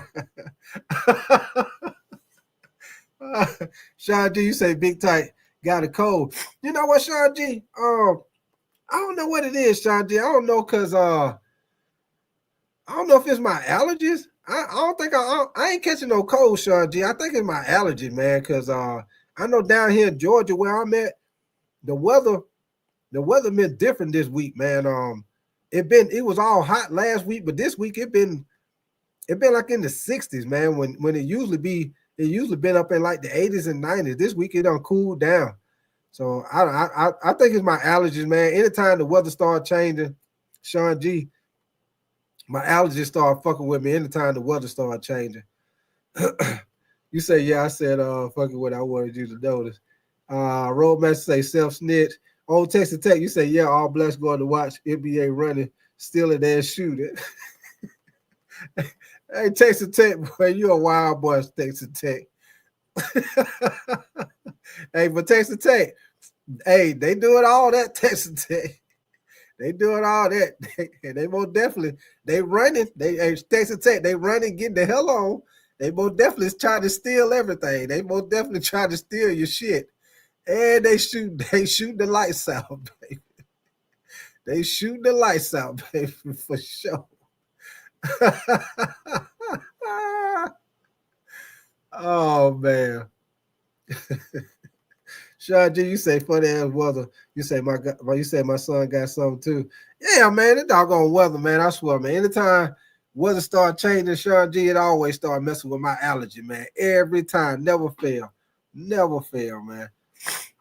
You say regular man, you say that's that cup, and Roadmaster, you say big time allergy change with seasons, different pilots. Yeah. And Texas Tech, you said remember my joke. Yeah. I remember. Hey, Texas Tech man. Hey, Texas Tech man, I got one for your ass though, Texas Tech man. Hey, check this out, man. Texas Tech, I cannot make this shit up. Hey, everybody, check this shit out, man. I cannot make this shit up. I swear to God, this is no lie. Now, it was bordered like dude approached me in the liquor store and said some shit. The shit was borderline racist, but the shit was funny as hell. So I'm at the liquor store, y'all. I'm at the liquor store looking for me something to drink, y'all, right? Now, see, this is what happened. Dude had done lost a bet to somebody. And the bet was he had to say some shit to a black person. He lost the bet. He had to say some shit to a black person, right? So I'm in the liquor store looking for me something to drink, right? I like to drink tequila 1800 with the silver top, y'all. When I get me something to drink, that's what I like to drink. Tequila, the silver top with the 1800. So I'm looking for me a little chaser to go with it, right? So somebody tapped me on the shoulder. I turn around like, what's up? Swear to God, y'all, I cannot make this up. Little white dude. The white dude. I turned around. I said, "What's up, man?" He said, "Nigga, please." I said, "What the fuck?" I said, "Nigga, please." And then this is what he did, y'all. He tapped me on the shoulder. I turned around. He said, "Nigga, please." And then I said, "What?" And then he was like this. And then I swear to God, y'all, at first, I didn't know if he was joking or if he was for real. But what made me know that it was some bullshit, because I seen some other little younger dudes like in the corner of the liquor store standing over there laughing and shit. They was over there laughing. So I said, "Hey man," I said, he said, look, man. This is what he told me. I said, "Look, man, I don't mean no disrespect," but he said, "I lost the bet." He said, "I lost the bet, man. If the bet was I had to come in here and say that to the first black person I see." And so I said, "Man, what kind of friends you got, man? Gonna get you to set you up for something like that, man?" I said, "See me." I said, I said, the shit was funny to me, because see somebody else, they might not think that shit funny. But I said, to me, that shit was funny. So he said, "Yeah, man." He said, "Yeah, man, they tried to get my ass whooped." So, hey, I walked over there with them. They stood over there laughing. They was a little young dude. They probably couldn't been no more than, they in the liquor store, so they had to been over 21, but they were young, man. So I walked over there with them. I said, "Man, why y'all trying to set your boy up like that?" They over there laughing and shit. But it just show you how young folk be doing some wild shit, man. But that shit was funny as hell. He tapped me on the shoulder. I'm like, "What's up, man?" He was like, "Nigga, please." I said, "Man, what the fuck? Nigga, please." I said, "What the fuck, man?"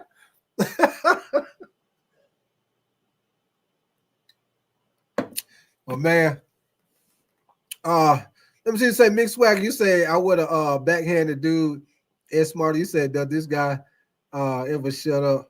And hey, Ed Smarty, it's a podcast, man. I'm supposed to talk when I'm supposed to just sit on here and don't say nothing. Let me see what you say, Ray Gourmet. Hold on, let me see what you say.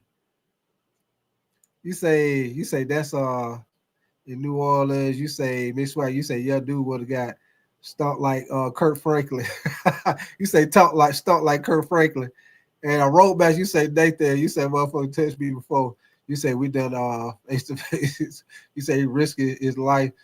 And you say for real roadmaster. You say Nathan on that dude shit. You say get his ass out of here. And Nathan, you say bro gone. He's a joke. Yes, sir, Sean G. Who y'all talking about, y'all? I wasn't even paying attention to the jet. You talking about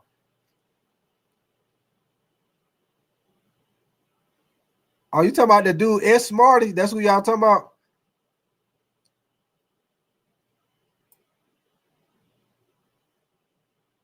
Oh, okay. Yeah, hey, Nathan, they become, they be coming in here trolling.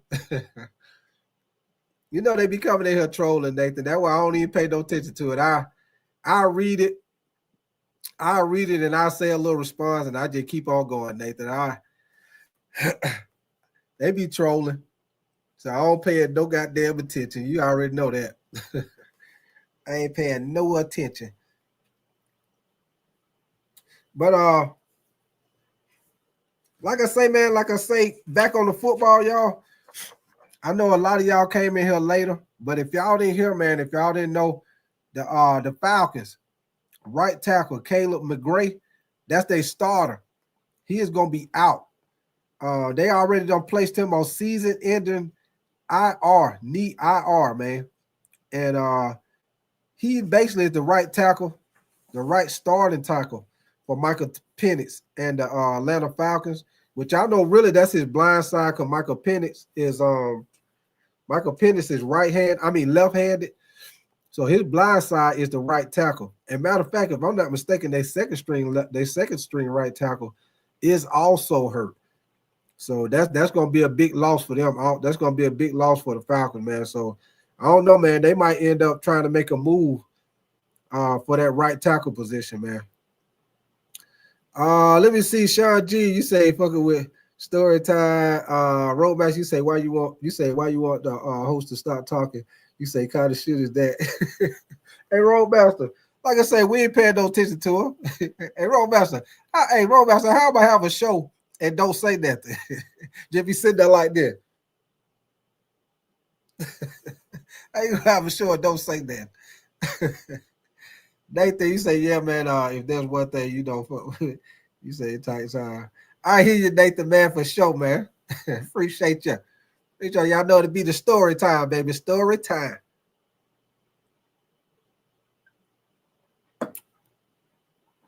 But y'all hold on 1 second, man. Hold on. Hold on. I wanted to show y'all. Oh, this is what I wanted to show y'all. Another thing I want to talk about. Hold on, let me pull it up on my screen. Another thing I want to talk about, y'all, is the top quarterbacks. Excuse me, y'all, for sniffing, y'all. But y'all give me 1 second, man. I want to talk about the top cornerbacks in the NFL because I think we started to talk about it last night. So we're gonna look at the top cornerbacks in the NFL coming up to this season. As y'all see, this from the ESPN, y'all.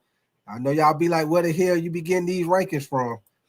Well, this is from ESPN, y'all. ESPN. So here we go. As y'all see, the executive coaches, scouts rank the NFL top 10 cornerbacks for the 2025 season. So let's get it, man. As you know, at number 1, they got your boy Patrick Surtain II as the top rated cornerback going into this season, y'all. The boy Patrick Surtain at number 1. At number 2, they have Derek Stingley from the Houston Texans. At number 2, Derek Stingley. Y'all know your boy from LSU, baby. Derek Stingley. Matter of fact, yeah, I think did he? No, he didn't. He went to Alabama. Okay, at number 3, we got Denzel Ward, the cornerback for the Cleveland Browns. Denzel Ward at number 3. The number 3 top cornerback in the NFL coming up to this season, y'all. Your boy Denzel Ward. Now let's go down to the number 4 ranked cornerback going into this season. You got your boy Trent McDuffie for the Kansas City Chiefs. Somebody last night was talking about Trent McDuffie, man. Roadmaster, you say Nathan, you say keep that one. You say Big Tight might put a on that one too. Sean G, you say Water Beast, and Nathan, you say yeah, I'm gonna keep work my way up the rankings. I hear you, man. But here we go, man. Trent Duffy at number 4. At number 5, we got Sauce Gardner, man, for the New York Jets. Your boy Sauce Gardner. What up with your Jason Brown, man? What up with y'all, man? So you got Sauce Gardner at number 5. And y'all let me know in the chat. Y'all put your stuff in the chat, man. Let me know if y'all agree with these rankings. At number 6, they got Christian Gonzalez. Christian Gonzalez, which I like Christian Gonzalez, man. Your boy, he most definitely is a lockdown corner with the New England Patriots, man. Your boy Christian Gonzalez, he nice, man. He nice. I probably would put Christian Gonzalez over your boy Sauce Gardner, to be honest with you. All right, now let's go to number 7. At number 7, they got your boy J.C. Horn from my Carolina Panthers. I'm gonna definitely like J.C. Horn. Well, J.C. Horn from the Carolina Panthers. At number 8, we got Jalen Johnson from the Chicago Bears. Jalen Johnson, I like him too. He nice. Yeah, I agree with you, Sean G. Gonzalez most definitely should have been in the top 5. That's why I say Sean G. I probably would have Gonzalez over Sauce Gardner. Yeah, I probably have Gonzalez over him, man. Blackout say JC a dog. Yes, sir. Sean G, you say Horn a dog. Yes, sir. Yeah, your boy JC Horn, nice, baby. He nice. Yes, sir. At number 9, we got Quinyon Mitchell from the Philadelphia Eagles at number 9. Quinyon Mitchell. Y'all most definitely know your boy balled out last year as a rookie for the Philadelphia Eagles. All right, so let's go to number 10. Number 10, you got your boy Devon Witherspoon from the Seattle Seahawks. I'm most definitely like him. He a more bigger size corner, but your boy most definitely got the size with the speed, man. I like him, man. He most definitely a nice cornerback. I might have him a little higher up on the list too. Your boy Devin Witherspoon, man, he be balling, man. He most definitely be balling. Sexton Boggs, what up with your brother? What up with your T-Bit? You say you still have the chair that was around when Jesus was born. Yes, sir, David. I told you this chair right here is going through generations and generations, T-Bit. This T-Bit, this was the same chair back when Muhammad Ali fought Joe Frazier, when Muhammad Ali went to the corner. Y'all know how they used to put that little chair in the corner. They sit down. Yeah, this was the same chair from that fight when Muhammad Ali fought Joe Frazier. It was the same little chair they put, the same little stool they put in that corner. Yeah, this is the same chair. Same chair. William Allen, what up with your brother? You say you seen that Michael Mike go to the Packers? No, I ain't seen that, William Allen. You know, right now, William Allen, there's so many rumors going on with Micah Parsons, man. You know, you got all these rumors, and then I played that interview for y'all with y'all know I played that interview for y'all yesterday with Stephen A. Smith interviewing Jerry Jones about the situation going on with Micah Parsons, man. Y'all know Jerry Jones say he not trading him. If y'all listen to what Jerry Jones say he got Micah Parsons for 3 years. He said he got 1 year left on his contract, and he got 2 years that he could put the franchise tag on him. So Jerry Jones say he don't care what Micah say. Jerry Jones say Micah ain't going nowhere. So pretty much Micah is stuck on the team, y'all. He is stuck on the team because Jerry Jones say he is not going nowhere. But Brandon Brown, you say most cornerback teams have one thing in common. You say take the under in win totals. Okay. But okay, y'all. So that's the top 10 cornerbacks right there. Now, let's go down for the honorable. They got honorable mentions on here, y'all. So honorable mentions, as y'all see, they got Jalen Ramsey of the Pittsburgh Steelers for honorable mentions. Also, they got Marlon Humphrey for the Baltimore Ravens, Trayvon Diggs for the Cowboys, Byron Murphy for the Minnesota Vikings, A.J. Terrell for the Falcons, Ladarius Sneed for Tennessee Titans. I'm gonna tell y'all something, man. Ladarius Sneed should be a little higher, man, for the Tennessee Titans. Your boy, Ladarius Sneed, man, he nice, man. He nice, man. He should be a little higher. He should be a little higher. LaShawn Walston, you say Patriots will go 13-4, then beat the Texans, Chiefs, Bills, Washington, winning the Super Bowl. Man. Now, LaShawn Watson, I will tell you this, though. I do think the Patriots going to be better. But I ain't going to say they're going to win the Super Bowl. But will they be better? Yeah, I do think they'll be better. I think with the head coach and the money they spent in the offseason for the upgrades on defense, offensive line, I most definitely think they'll be better. But I don't know about the Super Bowl. Also, let's see. Here go a couple of more guys who are honorable mentions: Cooper DeJohn, Deron Bland, Travarius Ward,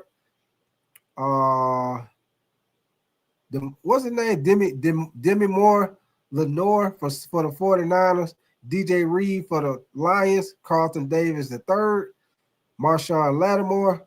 Well, I don't know, man. Marshawn Lattimore, he's not the same corner he used to be. Alante Taylor, Joey Porter Jr., Teron Johnson, Rick Woolen, Jair Alexander. Jair Alexander ain't the same guy neither. And Nate Wiggins, man. So those are all the honorable mention cornerbacks right there. And once again, if y'all didn't hear, one more time, number 1, Patrick Surtain. 2, Darius Stingley. 3, Denzel Ward. 4, Trent McDuffie. 5, Sauce Gardner. 6, Christian Gonzalez. 7, J.C. Horn. 8, Jalen Johnson. 9, Quinyon Mitchell. And 10, Devin Witherspoon. So those are your top 10 cornerbacks right there, baby. Top 10 cornerbacks. Rashad, what up with you, Rashad, man? Why your ass been at Rashad? You say, Nathan, not too urgent. You say, gotcha. Well, what you been up to, Rashad, man? Nathan, you say real boy, you say LaShawn Watson, you say Gonzalez. Nathan, I mean T-Bit, you say Nathan.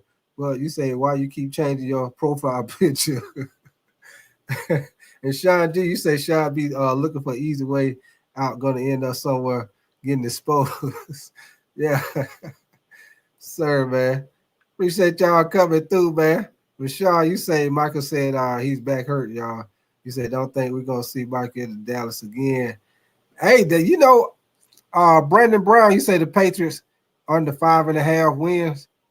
I mean 8.5 wins. I'm sorry, 8.5. Nathan, you say True Range, you say they not being KC, but cool prediction.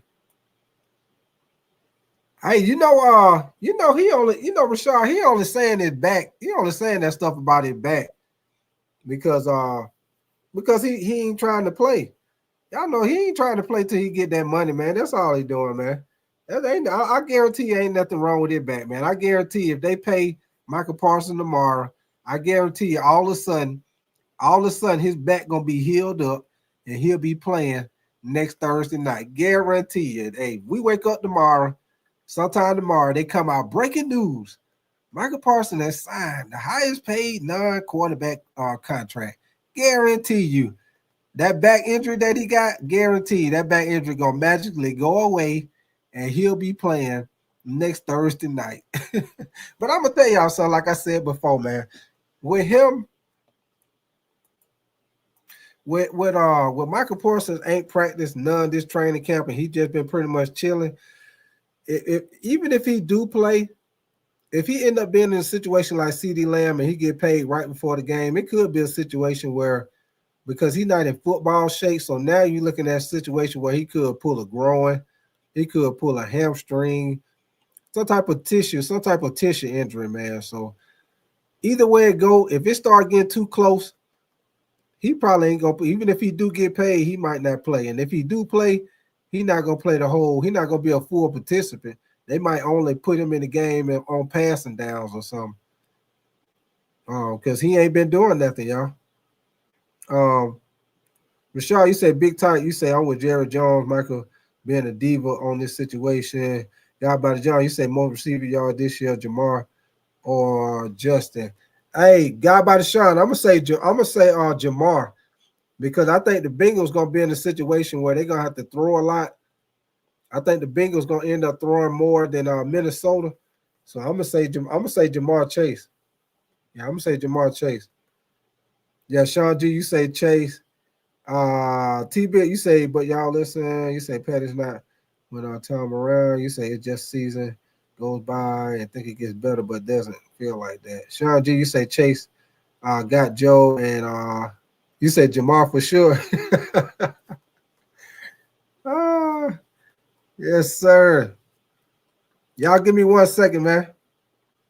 I appreciate y'all coming through, kicking with me tonight, man. Like I say, man, y'all get them likes up for your boy, man. Let me see where we at with these likes, man. Y'all know y'all be tripping with these doggone likes. Yeah. Y'all do me a favor, man. Y'all double tap that screen for your boy. And get them likes up, man. Like I said, if you're enjoying the content, y'all most definitely subscribe to the channel for sure, man. Y'all give me 1 second.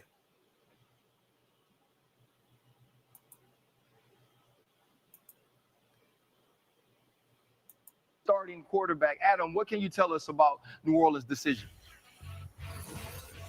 This right here, y'all, if y'all didn't know, breaking news, the New Orleans Saints finally chose their starting quarterback, which is going to be Spencer Rattler. And this little video right here, y'all, just a little update on what's going on around the league today. Some of the signings, some of the cuts, key cuts and stuff like that, man. So here we go, man. Like I say, y'all double tap the screen if y'all enjoying the content, man, for sure, man. Kellen Moore, the Saints head coach, announced this afternoon that the Saints' new starting quarterback will be one Spencer Rattler. He gets the nod over the rookie second-round draft pick Tyler Shuck. They're going to head into the regular season opener with Rattler at the helm. And Rattler played pretty well. And what up with your Daniel Barry Sports, man? Appreciate you coming through, Daniel Barry. Well, it's not like one of these quarterbacks outplayed the other by a drastic amount this summer, but it was enough for Rattler to win the job. And I think when you talk to people around the league, they believe that essentially it'll be easy. Oh, no, LaShawn? Yeah, hey, LaShawn, we ain't even going to do this Taylor Swift stuff. I skipped over that. Yeah, we ain't doing the Taylor Swift stuff. I skipped over that. I don't even want to hear no more of that. I'm about like you when it comes to that, LaShawn. I ain't trying to hear no more Travis Kelce, and I ain't trying to hear no more of that. So, yeah, I just skipped over that part. Easier to go from Rattler to Shuck one day than to start with Shuck, bench him, and go to Rattler. Yeah, that's the reason why I always felt, or at least as this preseason has gone on, Spencer Rattler would be and should be the starting quarterback. He had some bright moments as well. Shefty's right that neither quarterback stood out in this regard. But week 2 of the preseason, he led an awesome comeback late where he got hot. He's as talented throwing the football as a lot of guys that we know in this league. And now he's got a decent opportunity with an offensive-minded head coach and is still a very young and promising receiver in Chris Olave. I would highly suspect Tyler Shuck plays at some point this year. But Spencer Rattler's got an opportunity to be the starting quarterback, and now it's up to him to make the most of it. Yeah, Dan, just to piggyback off that, we know that Spencer Rattler is a very talented guy, but ultimately we know that Tyler Shuck, obviously the draft pick from this year, he's going to see the field at some point. And I think Adam said it perfectly. You rather go from a veteran to the rookie rather than a rookie and bench the rookie and go to the veteran. So at some point this year, Tyler Shuck's going to see the field. It's just a matter of when. Yeah, absolutely. When Tyler Shuck was coming out this year, I mean, Louis Riddick couldn't have been higher on what his potential could be as a starting quarterback. Hey, LaShawn, I seen that too. Yeah, he do, LaShawn. He got everybody. Hey, everybody up on the 5.5.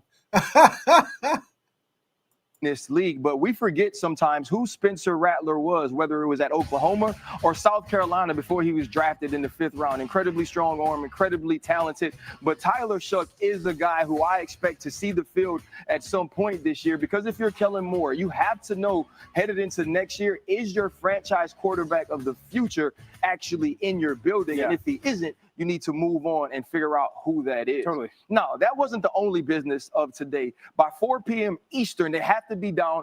Every roster needs to be down to 53. Adam, what notable cuts should we know about? RC, we saw a slew of notable cuts across the league today. Older players, younger players. Here are some of the big names from today, leading off with the... As y'all see, man, if y'all see the screen, here goes some of the notable cuts from today. As you know, quarterback Tommy DeVito for the Giants was cut. Desmond Ridder was cut. Jake Hayner was cut. Wide receiver Deontay Johnson was cut. Wide receiver Malachi Corley was cut.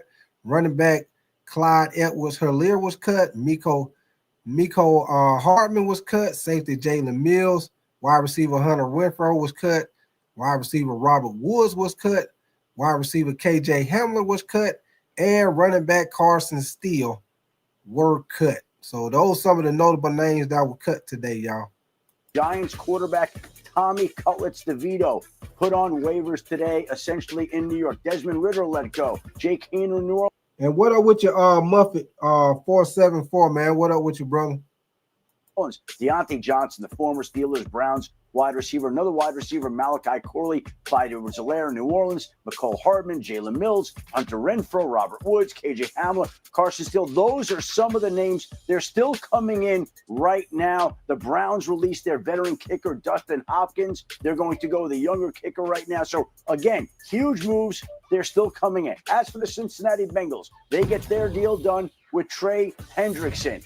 Give him a raise this year, a $14 million raise. He now will become a free agent after the season. He gets more money this season. And if the Bengals decide to tag him after this year, he plays at the same level he did last year. That tag will be close to $35 million. So Hendrickson will be okay there if he does get the tag, or he'll get to test the market. But the Bengals get back the man that led the NFL in sacks last year, and they need some defensive help. Yeah. Hendrickson should provide that. Listen, Trey Hendrickson said he was not playing under the current deal. Hey, what up with your trucker 49, man? Who is that? Long Bong? Appreciate you coming through, bro. He say go Bills. What up with your trucker 49, man? And he shouldn't have. He had 57 sacks since he joined the Bengals in 2021, and that's tied for 5th most sacks in the player's first 4 one quick thing, y'all. I wanted to pause this right quick. Now, as you see, Trey Henderson most definitely is in some great company, man. This right here is the most sacks in the first four season with the new team, y'all. So as y'all see, Reggie White, 70 sacks. God damn, boy, Reggie White was killing it, man. 70 sacks in 4 years. Golly. Oh, your boy Reggie White was killing, man. Reggie White was 70. Jared Allen, which y'all know he just went to the Hall of Fame, had 62 in 4 years. Chandler Jones, most definitely, has 60 sacks in his first 4 years with Arizona. Derek Thomas had 58 in his first 4 years with the Chiefs. And as you know, Trey Henderson, which he just signed his contract, had 57 in his first 4 years with the Bengals. And your boy J.J. Watt had 57 in his first 4 years with the Houston Texans, man. So, hey, that's some great company that Trey Henderson is with, man. Years with any team since individual sacks became official in 1982. And now, out of the 4 that have more than him, 3 of those dudes are Hall of Famers. That's Reggie White, newly minted Jared Allen, and Derek Thomas. You know, Dan, we felt like this was something that the Bengals needed to take care of. But Trey Hendrickson is back. This is still a defense we saw struggle in the preseason. What can we expect from Al Golden's group this year? Starting point is, will they tackle better? We talked about it all. All right, Rashard. I'll put the link in the chat, man. Like I say, I'm gonna play this for a little bit. It ain't gonna be that long, Rashard. And I'll put the link in the chat. You want to come up here and holler at me, man? You know how we do it. We'll talk football, basketball. It don't matter. Last season, this was one of the worst tackling defenses that we would watch week by week on tape. In contrast, we all felt that the Philadelphia Eagles went on to rout the Chiefs in the Super Bowl, was the best tackling defense. And my concern, RC, is we get rid of Lou Anarumo as the defense coordinator. We bring in Al Golden, who's as good a defensive mind as there is. And in the preseason, they're tackling poorly again. This is a defense that's got a very young back 7, both from their linebacker. Yep. Hold on, let me see what you say. Blackout, you say Big Tight. You say how we set up a group where we can communicate outside the chat. Blackout. What I'm gonna do, Blackout, I'm gonna see if I can get you to email me. And their secondary level. I'm gonna see if I can I'm about to get you to email me, Blackout. And get your phone number, Blackout, and I'll holler at you. Cause I'll be talking to Trucker 49 too. I'll be talking to Trucker 49 too, Blackout. So I don't think it's this. We have to figure out new scheme. Mm-hmm. Candidly, it's back to basics, back to fundamentals. There's got to be a toughness brought. There's got to be a physicality brought, and there's got to be some old school tackling principles brought. The physical talent, athleticism, I think it's there, but they got to play the basics of defense a lot better. Yeah, listen, when I look at the Cincinnati Bengals, it's not about talent. Like, they've got some talented guys over there, but Dan, you hit it. It's the fundamentals. It's the tackling group. It's the tackling for the Cincinnati Bengals, because quite honestly, they were atrocious last year as far as tackling is concerned. Now, getting Trey Henderson back in the mix is a big deal, but let's not forget, last year they were bad. They were bad defense with Trey Henderson. If this defense could just be average, okay, that could mean that. What up with your South Central Crip face, man? Appreciate you coming through. South Central Crip face in there. Here's our house. What up with you, brother? That could be night and day for the outcome of the Cincinnati Bengals. So remember, the Cincinnati Bengals were 3-4 when they scored 33 points in a game. So if this group just elevates to average, the Cincinnati Bengals team, we'll be talking about them as one of the better teams in the AFC in the postseason. I mean, I feel like we're just assuming, though, that this offense is going to be able to carry this defense. You talked about the amount of times they scored 30-plus, D. Wood, and we still watch them lose games. I mean, so vividly to me is Jamar Chase and Joe Burrow absolutely losing their minds against the Baltimore Ravens 2 times and losing both of those games. And so for this defense, it's going to start with physicality. We can talk about all the talent they have, but if Al Golden doesn't have a complete culture change on the way that they approach football, I don't know how it gets better. And you know the connectivity of a football team, and Joe's amazing, pass game's amazing. I think it's going to be interesting to watch the start of the season and just how Joe Burrow plays, because as a quarterback, when you know you have a defense that can't stop anybody, you live in a world of, I have to go be aggressive. And you got to do it every snap. Exactly. And so maybe you are overly aggressive with some of your decision makings because you're thinking, I have to go score. Whereas you have a great defense, you'll be a little bit more cautious and less aggressive. And so does Joe Burrow start off this season and maybe, you know, a throw gets away from him because he's trying to force it in the fourth quarter and ends up being a pick? I'm not making excuses. It's just when you know you got to be that aggressive, it changes the way you play. Yeah, and I think the other piece of it is look at that preseason game. And we both said this is not how Joe Burrow plays. But could that be some of the effective thinking? Maybe at some point this year, I'm going to have to go above and beyond the X's and O's more than I ever have. But hey, guys, we are just getting started here, joined by Seth Wickersham. And, you know, in order to have a second chance, that means the first one didn't work out. Seth, why do you think teams are so impatient when it comes to quarterbacks? Well, really quick, I know it's a big day for tight ends, but Travis Kelce, high school quarterback. Yeah. Hey, I tell you what. I think there's other news as well. I think that context matters. And as much as we... What up with your Austin, what's your name? Austin Luthi? Appreciate you coming through, brother. Say go Seahawks. Appreciate you coming through, man. We like to pretend that it doesn't. It really does. And just what we said in that piece. And they think it's not real. Yeah, you know, Seth, these guys, Baker Mayfield, Sam Darnold, Geno Smith, they aren't the only guys that failed at their first chance. And not all of them get an opportunity to make that second. Baker Mayfield or Geno Smith, you don't get to have that turnaround that we've seen these guys have. Seth Wickersham's American Kings, a biography of the...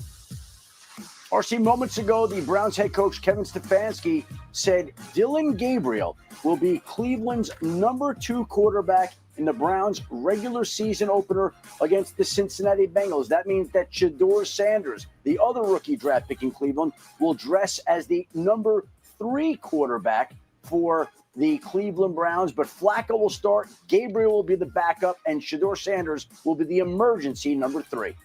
Makes sense, deservedly so. The tape from week 2 of the preseason or week 3 of the preseason was very good. I think he plays really fast. He moves in the pocket very efficiently. And the one thing that maybe was unexpected was the arm strength was pretty significant. So I think at some point, unless Joe Flacco completely lights it up, Dillon Gabriel will start some for the Cleveland Browns. I'm going to be honest. What I like about this is with Kenny Pickett being traded, now those rookies will get an opportunity, whether it's only Dillon Gabriel or at some point Shedeur Sanders as well. I think they're set up to see if the quarterback of the future is already in the quarterback room. All right, guys, now it's time to read and react to some of the biggest news around the league. Amari Cooper signed with the Raiders yesterday, back where it all started. Cooper's numbers dropped dramatically last season, though. In 2023, he ranked top 10 in receiving yards per game and yards per target. But in 24, he ran less than 10 routes per game, averaging 44 less receiving yards per game and averaging 3.4 fewer yards per target. D. Wood, do you think that Amari Cooper still has enough left in the tank to make an impact for the Raiders? Yeah, listen, he's not the #1. We all know Brock Bowers is the clear #1, but I always call Amari Cooper a professional wide receiver, meaning like he's always been one of the better route runners in the National Football League. He's not going to run by anybody anymore, but he's going to be where he's supposed to be in the passing game. All right, now let's get to the Giants, who will keep Russell Wilson, Jameis Winston, and Jackson Dart on the roster. And here's Brian Daboll talking about that today. You know, I'm happy, like I've said, with a lot of the additions we've made and the chemistry of the group. But again, that's all talk. You got to go out there and do it at a high level when it matters, which is the regular season. But it's a player's game, and I'm excited for the players that we have on our football team. Dan, Jackson Dart impressed in the preseason. What did you see from the young quarterback? The most impressive thing was that his tape from college and the things that I liked carried over to the NFL. The pocket strength, but constantly playing with his eyes up athletically. Sets backside to throw a two-man combination, an out route and an in route. But he sees that corner squatting on that out route, don't want to go there. Now I want to go throw the in route, but that safety's driving it. So there's a lack of comfort to throw that football while that right tackle's getting beat. Hang in the pocket, and now take off. But RC, he takes off, but still remains in that passing mode, athletically seeing what that linebacker does. What up with your SC Panther boy, man? Appreciate you coming through, SC Panther boy. Stay a little loose. Appreciate you coming through, SC Panther boy. Does linebacker attacks him, finds that slot receiver wide open in stride. It's a big play. And the fact that he handles the pocket while not just being athletic and running, big deal. Man-to-man down in the red zone, tight end up top, one safety in middle field. That tight end has a little bit of a post. Hold that middle field safety right for just 1 second. He's going to catch the snap and do that. And now in the red zone, it's got to be 1, 2, 3, and ball has to be out without a hitch. And that backside green window is where exactly how you want to throw it. Now, I love the height of the throw, but if and when he becomes their starter, that ball can't be here. You know what I'm saying? So I like a lot of the stuff. It's not flawless, but when you're playing against Washington or Trayvon Diggs in Dallas, and you do that, and that ball's not here, it's batted away, if not picked off. So a lot of really good, but still a ton of room for growth. But I also think that's why when you have a quarterback developer like Brian Daboll, he can have those conversations that this is good, but when we get into the real games against the NFL players, you can't place that football right there. Exactly. You know, and that quarterback room, I think, is much better than it was last year. 100%. Also, another quarterback room that looks totally different is the quarterback room in Seattle. They signed Sam Darnold in the offseason, taking him away from Minnesota. And Geno Smith is Viva Las Vegas. And they drafted Jalen Milroe. Here's Mike McDonald to tell us a little bit about where he goes. We're going to have plays for Jalen and game plans, and he's going to rep those are the ones. And, however we build the package for him, going into games, he needs those reps and walkthrough and full speed. So that's going to be important. How we do it, who gets how many reps, all that. I mean, obviously Sam, it starts with how many reps he needs to get ready, and then we kind of work off from there. D Wood, after hearing what Mike McDonald just said, do you like the way they're going to use Jalen Milroe? I do, because I think he's going to get a package of plays, and that's going to, it gives him an opportunity to be on the field and help with his development. But I think more so from a strategic standpoint, these two quarterbacks are totally different. We know with Jalen Milroe, he is a very athletic quarterback. And can you imagine how opposing defense is going to have to prepare for not only Sam Darnold, but now you also got to prepare for Jalen Milroe, which takes away from your preparation from the starter. So I love how the Seattle Seahawks are going to deploy Jalen Milroe in this situation. I love it. Now the San Francisco 49ers, who they play in week 1, and I think the Pittsburgh Steelers in week 2 and so on, you've got to prepare. You got to spend time preparing for something. You also don't really know what it's going to be. This is a guessing game in some ways for those defenses. So I love the fact that Mike McDonald is just planting that to those teams.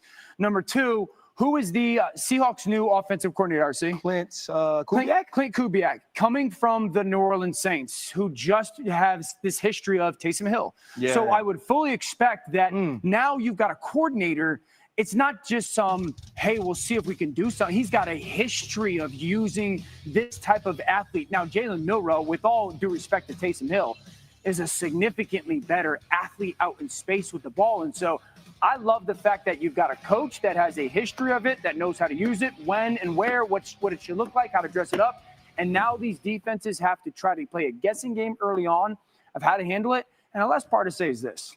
This could become the tush-push type thing for them. Like if you're trying to gain any little advantage that you get that is very specific to your team? I'll be honest too. The spirit of Jalen Milroe is still running in Death Valley this year, right? He just scored from 60 again. They just absolutely couldn't stop the quarterback run. And I love this because what it also does is during the week, now if you're a defense that's facing this team, you have to have two separate game plans, right? Yeah. You have to practice differently for Sam Darnold when he's the quarterback, and then for Jalen Milroe. Simply the time it takes to do that is difficult. And now once they start to evolve and the pass game becomes a part of it, that's also going to be big for Jalen and this offense. Just imagine in 3rd and 3 situations when they put both of them, Sam Darnold and Jalen Milroe on the field, then how does the defense handle it? Shefty, you got anything? Oh, yeah, we got a situation here. I know Jalen Milroe is going to be counted on in certain spots, but I want to be very clear that this is no reflection about Sam Darnold. They are really pleased and excited about the way Sam Darnold has played. They view Jalen Milroe as somebody that can enhance the offense, somebody who can be explosive, somebody can make plays for them. But Sam Darnold is somebody who's come in and impressed them more than they thought this summer. I'm going to say this, and sometimes I say silly things. The last time they had a free agent and they also drafted a dual threat quarterback in the 3rd round, it was Matt Flynn and Russell Wilson. And I'm not saying that that's happening right now, but you just never know how a guy like Jalen Milroe can progress, and we could see him replacing Sam Darnold at some point in the future. Become one of the most exciting players in the NFL. He accounted for 29% of the Falcons' scrimmage yards last year, tied with Derrick Henry for 2nd highest rate in the NFL. Both men only. And I'm going to pause this right here, y'all. I'm telling y'all right now, y'all see this right here? Highest percentage of teams' scrimmage yards last season. These guys right here, y'all play fantasy football. Hey, if y'all can get one of these guys on your team, baby, you most definitely gonna do good. Jamar Chase at wide receiver, Derrick Henry, most definitely. Even though Derrick Henry don't catch the ball that much, he most definitely get a lot of rush yards and touchdowns. And Bijan Robinson, you know he gonna do his thing. Saquon Barkley, you know he gonna do his thing.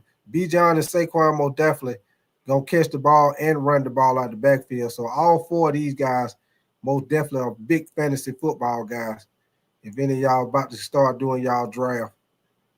Trailed Saquon Barkley, who accounted for 35% of the Eagles' scrimmage yards this year. Now, we all know that Bijan Robinson is the guy in Atlanta, but right now he's the guy on NFL Live. Bijan, thanks for joining us, man. We appreciate you. Yes, sir. Yes, sir. Thanks for having me. Good seeing y'all as always. Hey, listen, it's College Colors Day here. Huh. That's why we got NFL Live. That's why we got this. You got there. Hey, guys, as you can see, Dan didn't even want to hold up the UConn. Bijan's like, what's right? going to He didn't want to hold up the UConn Huskies. But speaking of which, man, I see you have the Longhorn hoodie on. How excited are you for your Longhorns to take on Ohio State in a big top 10 matchup this weekend? Yeah, man. Well, obviously, like you said, it's College Colors Day. So, that's on Friday. And, I need everybody to wear their colors, as you guys obviously will be. But I think for us, it's super important for this week. Just as an alum, as a Texas player, knowing the expectations that are coming with this game, it's going to be huge. And, I know all the guys are ready. I think this is a statement. Hey, and anybody who in here, man, if you don't already know, I will be doing this game. Matter of fact, I'll be doing both games on Saturday. I'll be doing Texas, Ohio State at 12, live game reaction. And I will be doing Clemson, LSU, live game reaction Saturday night, 7:30, man. So, hey, if y'all ain't doing that, come back through here and kick it with me for the live game reaction Saturday night, baby. And on Friday, I will be doing Colorado, Georgia Tech. See what your boy Primetime doing without Shador and Travis Hunter and the team. And then also, last but not least, Sunday night, we'll be doing Miami Hurricane versus Notre Dame live game reaction Saturday night, man. I mean, Sunday night, I'm sorry. So y'all make sure y'all come back through here and kick it with me, man. Leave your notification bell on for sure, man. Y'all make sure y'all double tap the screen for the likes and subscribe to the channel if y'all enjoying the content, man. Now we're going to get back to this little quick interview they did with Bijan Robinson, man. A statement game right here. And it just happens to be on the first game of the season. So, for us, we go to Ohio. I know it's going to be, 100,000 there. It's going to be loud, but, I think for us, if we just go in there and blank everything out and understand that this is our game and this is going to be, we have to control the environment. Yeah. And we're going to get a win. We're going to get a win. All right, so before we get into the NFL questions, you and the team, do I get a score prediction? Can I get that out of you? Oh, yeah. I'm going to say 28-14. Oh, us. okay. Oh, one-sided. defense. I'm gonna say a two-touchdown game. Colin All right. Simmons, Anthony Hill. I see you. All right. And we know he being biased. Ain't nowhere in the hell Texas finna beat Ohio State by 2 touchdowns Saturday. And he done lost his mind. And what the old folks say, he done lost his rabbit. Two score game. Okay, so to the NFL, obviously quarterback new this year for the most part. Michael Penix is in his second season. In your eyes, how does he take your offense to the next level? Hey, Rashad, hey, give me a few minutes and I'm putting the link in the chat, Rashad. I got you. Yeah, man. I mean, I think just with him, he's super intelligent. Facts, Ray Gourmet. They gonna beat Ohio State by 2 touchdowns at the Horseshoe. Ray Gourmet at the Horseshoe. Yeah. He most definitely done lost his rabbit. And another thing with him that I think people kind of sleep on is his athleticism. I think he's a very athletic quarterback, and he can move out the pocket. He can run, and for me, it helps me out a lot because he'll take a linebacker away, he'll play a player away when we're trying to get everything going in the run game and stuff like that. But with him just extending plays and using his arm talent to get the ball to all the receivers and myself and everybody that pass catches, it's going to be huge for him. And I think people saw a little snippet of it last year at the end of the season, but now that we got a whole off season with him now and a whole training camp with him, I know that our confidence is super high, not just in him, but in everybody in the offense and what we're trying to do. Bijan, I got an opportunity to be there, and your head coach, Raheem Morris, was my last position coach in Washington in 2014. Yeah. I see the way that he comes to every practice, the energy he brings, the love he has for you. How important is it for you guys to play well so Raheem Morris can be seen as the head coach that you see him as every week? Man, it's the most important thing for this program. Hey, appreciate you coming through. Plur Piles, you say you're from Georgia. And the Falcons are awful. Hey, appreciate you coming through, baby. Hey, I'm from Georgia myself, brother. Good old Georgia boy, baby. Appreciate you coming through. Flurry Piles. And Tyler, is that correctly? You say horns down. Okay, I see you're a Texas fan. Appreciate you coming through, Tyler, man. And Plur Piles. I hope I said your name right. Appreciate y'all coming through, man. Tony Vols. Appreciate you coming through, brother. You say Texas by 14. God, hey. I don't see Texas beating them by 14. And Brandon Brown, once again, say Falcons something. Hey, Brandon Brown say everybody at 5.5. Thomas Robinson, what up with you, brother? You say rise up. I hear you, baby. Rise up. I hear you, man. But here we go, man. I'm going to finish playing your boy, Thomas Robinson. Here we go, man. Program. For you, he's the guy who you want as a head coach. He's the coach that you want, to play for. You want to play for him every single. One more thing, y'all. Plur Piles, yes, sir. Go Dogs, stick 'em, baby. UGA all day, every day. Go Dogs, stick 'em.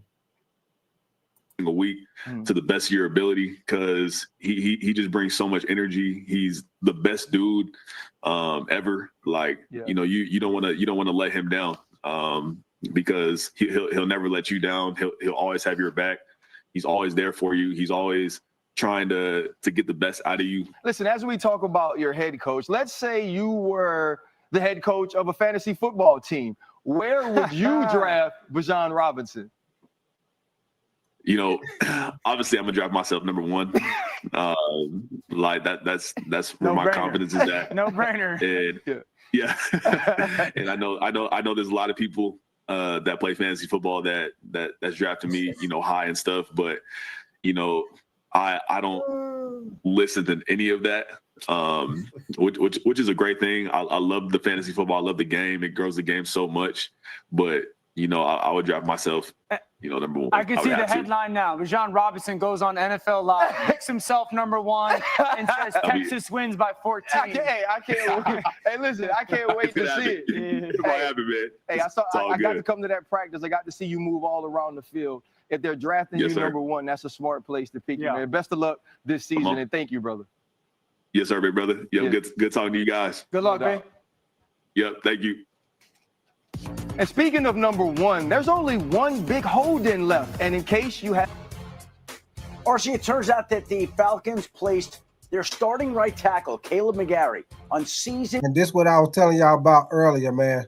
The Falcons are starting right tackle Caleb McGarry, man. They placed him on season-ending injury reserve list, and man, that's most definitely going to be a big loss. And if I'm not mistaken, I think the backup right tackle is also hurt, y'all. And because Michael Penix is left-handed, the right side is his blind side, man. So that's going to be a big loss for the Falcons. And like I said, they backup, if I'm not mistaken, he hurt too. So I don't know, man. The Falcons might be making a move to try to get at least a decent right tackle to replace Caleb McGarry, man. But here we go, y'all. Ending injured reserve. He was supposed to protect the blind side of Michael Penix. And one more thing, man. Y'all most definitely make sure y'all double tap the screen, man. Y'all get them likes up for your boy. Y'all know that helps the channel. If y'all double tap the screen for the likes, man. If it's not working, then y'all always know you can hit those 3 dots at the top right-hand corner and also give a thumbs up, man. So I'm most definitely appreciate y'all, man. What you trying to say? You say you think females could play QB or punt, kicker less impact positions. Well, Chauncey, they got women's football. They got women contact football. I'm talking about with shoulder pads and everything. So, can women do it? Yeah, they can. They doing this, Chauncey. Now, after suffering a knee injury in the preseason, it's such that it doesn't make sense to bring him back. He now will be out for the year after signing a 2-year, $30 million extension earlier this month. That means 2 teams sign their blindside protectors to long-term deals, lucrative extensions. Caleb McGarry with Atlanta, Rashawn Slater with the Chargers. Both those tackles now have been lost to season-ending knee injuries. The bright side is this is one of the best offensive lines in football. The downside is, and Shefty hit it a couple times, he is the blind side to the lefty quarterback, Michael Penix. That's a massive deal for a team that wants to be able to push the ball downfield. I think the second thing is, how likely are they to go now and maybe get aggressive? Because there are many ways, like all in as a football team with a lot of the trades. This is a big loss for Atlanta. Well, I think what's huge, too, we always talk about the skill players that surround the quarterback, but protection for a young guy like Michael Penix, especially his backside with the way he pushed the football downfield late in the season, I think that's extremely important. It's a big loss. The moves that we could see Atlanta make to shore up that right side will be very interesting going forward. But in Dallas, they're still waiting for Micah Parsons to get a deal. And Dak Prescott, who went through this before, talked about it yesterday. But let's go to Adam Schefter to see what he has or if there's any new news coming out of Dallas. Well, there is, RC. Moments ago, the Cowboys head coach, Brian Schottenheimer, said he's been given no assurances from Micah Parsons that he will be ready or willing to play in the opener against the Philadelphia Eagles a week from Thursday night. So even though last week or over the weekend, Schottenheimer suggested that he believed Parsons would play in the opener, now he's been saying that he doesn't know, essentially, that nobody's told him whether Parsons will play. And I think it remains a mystery. Essentially, we still have not seen Micah Parsons practice yet. His back supposedly is still tight. And so if his back is tight, he hasn't practiced. If he even could play next Thursday night, I'm sure it would be. And one thing I'm going to say, y'all, ain't nothing wrong with Micah Parsons' back, which I don't blame him for saying that. But y'all know Micah Parsons will not be on that field until he get paid. That's just an excuse not to be on the field, saying he got a back injury. I guarantee you, if they pay Micah Parsons tomorrow, I guarantee you that back injury will magically go away, and he will be playing next Thursday against the Eagles. A limited fashion at best, and that's even if he plays. And Brian Schottenheimer said moments ago, he's been given no assurance that he will. Well, nothing heals a sore. I'll check him out, Thomas Robinson. I see you say they made a trade for him, Michael Jarrell. I'll check him out. Thomas, you say they got him from Seattle? Thomas. I'm sorry, Thomas Robinson. I look at him and see Michael Jarrell. I look at him and check him out. Thomas Robinson, man. And Chauncey, you say in the NFL, don't be tight. Well, Chauncey, if in the NFL, maybe kicker, but that's probably about it, Chauncey. I don't think a woman play quarterback in the NFL. Because you know the quarterback get hit a lot, Chauncey, a lot. A lot of times he throw the ball completed and still get hit. But maybe a kicker, Chauncey. They probably could be a field goal kicker or a punter or something. We're back like $44 million a year. Now, whatever Shefty says is always word, but new on NFL Live, you can hear from the man himself, Brian Schottenheimer. Every day that he can get out there and get reps would be great. But I do think very strongly that him being around has helped. Him doing some of the walkthroughs and things like that does help. There's communication. There's signals that come from the sideline. There's communication from player to player that he's getting all those things. But the best way to get good at football is to play football. And so I would say as soon as possible would be the desired effect. At the end of the day, as soon as he can get out there, that's great. But again, there'll be a ramp up plan for him. And, when he lines up out there to play, do I think he would play 75 plays in every play? Probably not. I don't think that that's real. But I do think that he can be very disruptive, like we all know. Dan, what do you think when you hear Brian Schottenheimer going from early on in camp, being optimistic about seeing Micah on the field, saying we won't change anything, to now being like, hey, not so fast, my friends? You're not playing. Micah's not going to play Thursday night. Now, maybe they're not playing. I mean, they play in 8 days, essentially. You know this, on a Thursday game coming off of the preseason and cuts, teams aren't really doing anything over the next day or two because they're trying to get the roster. Yeah. I just don't think Micah I don't think Micah can play Thursday. If Micah plays Thursday, what was all the last I think you're saying can. I don't think Micah should play Totally Thursday. Agree. Because then what has the last 3 or 4 months been about? Yeah. You make a trade demand and then you just show up and play the first week. So I don't think he can. I don't think he will. I don't think he should.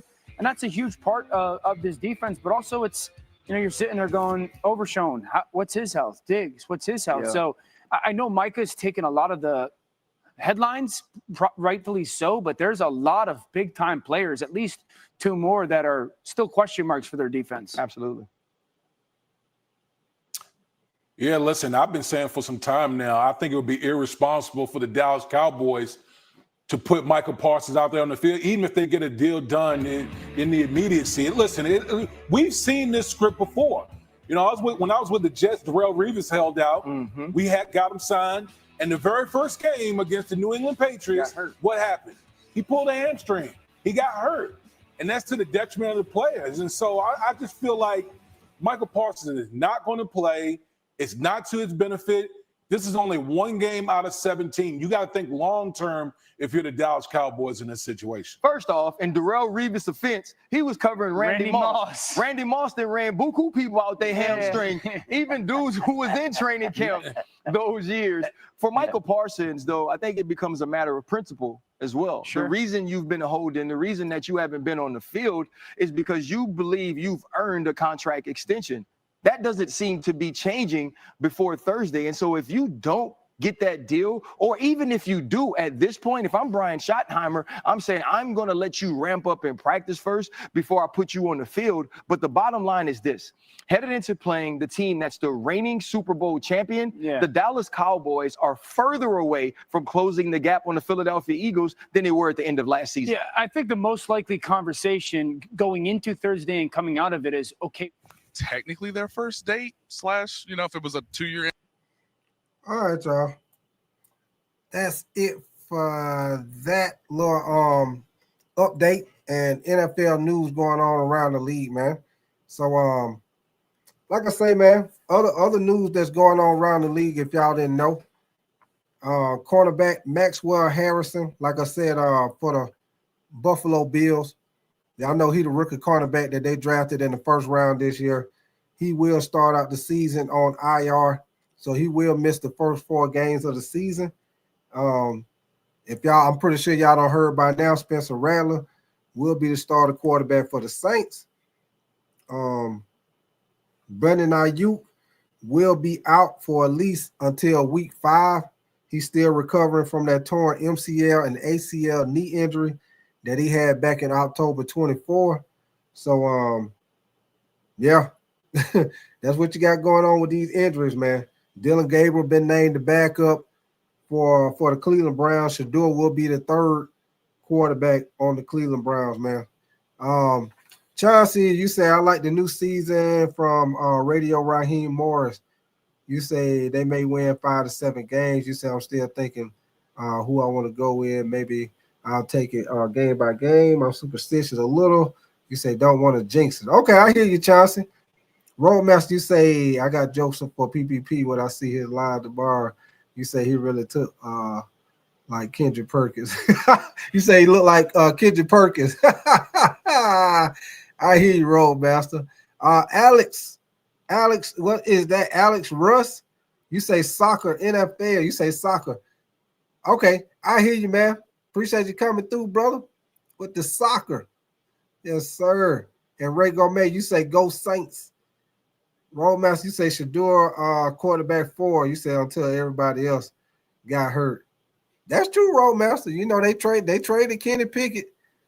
They traded Kenny Pickett to what? I think the Raiders. So yeah, man. But like I say, man, shoot, I'm gonna put the link in the chat, man. Give me 1 second. Put the link in the chat, man. Any of y'all want to come up here and holler at me? Y'all come up here and holler at me, man. Let me know what y'all think. As far as if you want to talk about, you know, anybody who had key cuts on your team, or if y'all want to talk about the cornerback rankings, or the situation with Micah Parsons and Jerry Jones, or whatever y'all want to talk about, man, come up here and holler at me, man. If y'all want to start talking about college football, whatever, man, y'all know how we do it. Or shoot, if you want to talk about the NBA, bring it on up here, man. You want to come up here and holler at me, come on down. Like I always say, you the next contestant on The Price is Right, baby. Tell him what he's won, Bob. You know, he always going to turn that thing around. A new car. Sir. So my thing is, y'all, Roadmaster, you say Shiloh over Shador. And Ray Gourmet, you say, so nobody going to pick up Shiloh. You say that boy got to watch the game at the house. Oh, man. Somebody might pick him up, Ray Gourmet. We got a couple more. We got, what we got, like another day or so? Oh, shit, y'all. Ray Gourmet, we got maybe about another day or so to see if somebody going to pick him up. But I think somebody will pick him up, Ray Gourmet. Maybe he'll be on somebody's practice squad. Or maybe he might be on a kickoff team or something. We'll see. But, hey, Ray Gourmet, could be a situation. Could be a situation where your boy don't get picked up, man. Could have a situation like that. Just don't know. For sure. But I'm going to tell y'all this, though, man. You say, I think waivers start clearing 4 p.m. tomorrow. I think that's what it is, too, Roadmaster. I think I did see that myself. I think it is like 4 o'clock tomorrow evening. Tactical joke, man. What up with your brother? You say, go Buffalo Bills. I hear you, man. Hey, tactical talk. My thing to you as far as those Buffalo Bills, man. This is my thing with the Buffalo Bills. Do you think your team can finally get over that hump and beat Patrick Mahomes in the playoff this year, tactical talk? Because, you know, that's the only thing holding y'all back, and that's the only thing holding the Baltimore Ravens back. Your team, the Bills, and Lamar Jackson and the Ravens, both of y'all, every time y'all go against Kansas City, they end up knocking y'all out the damn playoffs. So that's my thing for you, tactical talk. You got to see if your team can finally beat Patrick Mahomes, because you already know you got to go through Kansas City if you're going to get to the Super Bowl. Kansas City going to be in them playoffs. Like I told y'all, Kansas City pretty much don't turn into the new age New England Patriots. And like how they used to have Tom Brady and Belichick, yeah, Patrick Mahomes and Andy Reid done turned into the new Tom Brady, Belichick. So you got to get past them, man. Freddie the Fade. What up with your brother? You say Ravens versus Eagles. My Super Bowl picks. That ain't a bad one either, Freddie. Yeah, them boy got to get past them Chiefs though, man. You know them Chiefs ain't no damn joke. Them Chiefs ain't no joke. And Freddie the Fade, if you know like I know, if you gonna beat them Chiefs, you should have caught their ass last year. Last year was they down year. What up with you, Rashad? What's up, tight man? What's the word, man? Not much, man. What you been up to, brother? Man, chilling with the wife. We've been going out every night, man. So I Oh, couldn't, that's good, be on man. stream. Yeah, man. Like I say, man. Happy wife, happy life, brother. Oh yeah. I'm doing real good right now, man. I can't complain. But That's, what we talking about? What's going on? oh shit, it don't matter what's on your mind. You know, we talking football. We can talk about Micah Parsons. It don't matter, whatever. I You know, mean, they man. finally played Trey Henderson and Terry Yep, McLaurin. yep. I Yeah, mean, listen, man, with Micah, man, I don't know, type, man. After seeing that interview with Stephen Jerry A. Jones. and yeah, with Stephen A. and he had one with Michael Irvin. Yeah, I ain't seen Yeah, the one with Michael Irvin yet. yeah, man. It was really revealing, man. This is all on Micah right now. Not all of it, but to my knowledge, it seemed like Micah called Jerry to do this conversation. You know what? To me, Rashad, from listening to what Jerry is saying, it seemed like it's his agent. What the Yeah, problem man. is? It seemed like the Yeah. agent. It seemed because the way Jared was saying, he was like Michael called him, and he was Uh-huh. like they basically had done came to an agreement, and Jared was like when he was talking to Stephen A. Smith, you seen Jared was like you can take the contract and review it with your lawyers or your agent, whoever you want to review it over with before you signed it. Jerry Jones said he was like you can take the contract with you and do that. You know what I'm saying? But and then he was like, he thought they had an agreement. Then he said, next thing you know, Michael was like, called him and like, don't call me no more, or whatever. So it seemed like to me, he made the agreement, and then he probably told his agent. He probably told his agent that he did. I don't know if his agent might have got pissed off and got on him about it or whatever. Because Yeah, man. the agent got to get a cut out of it too. So I don't know. But to me, the way Jared Jones was saying, it kind of seemed like the damn agent, what the problem is. Seemed like Jerry Jones was making it seem like the agent kind of persuading Michael to be a certain way or something. But I don't know, man. I tell you one It's gonna thing. get bad for Micah. It's gonna get bad for him. Yeah, I tell you one thing. I don't think he playing that first game. I don't think It's gonna get bad for him. It's gonna get yeah, real bad I don't for think him. he playing that first game because like they were saying on the little video, man, he been sitting out the whole training camp. He ain't been doing nothing on the sideline chilling, man. Which I can't blame him because I ain't doing that neither because I ain't trying to, put myself in any harms to get hurt while I'm in contract negotiation. But Nah, Ty, we can't get behind that, man. As a black man, you're on the contract, you gotta be ready to go. And if you're a team, you're probably not looking to trade for Parsons right now because he's not in shape. that's what I And it said. look, yeah. Yeah, I and can't do that. that's why I say even if he do sign him, even if we wake up tomorrow or Friday and breaking news they signed him, it still wouldn't be good for him to play that Thursday because he ain't been doing nothing. Yeah, man, So that's it's not gonna make good. it easy for him to pull a hamstring, groin, something like that. And the Yeah, Eagles, Ty. the Eagles gonna run that damn ball. Oh yeah. They gonna run it. They gonna run it, So man. it's gonna be a physical game. Yeah, and then he's in a lose-lose situations, tight. If he's under franchise for 2 more years, so he has really 3 more years with Dallas. And if he misses games, you're gonna get fined per game. Right. So if I were him, man, call Jerry Jones, have some dinner. Let's get the contract done so you can play. Mm-hmm. And then Jerry Jones in the interview with Michael Irvin, Jerry Jones told Michael Irvin, call Parsons. Let's do a 3-way. Let's get this deal done. Go watch that interview, tight. It ain't Jerry now.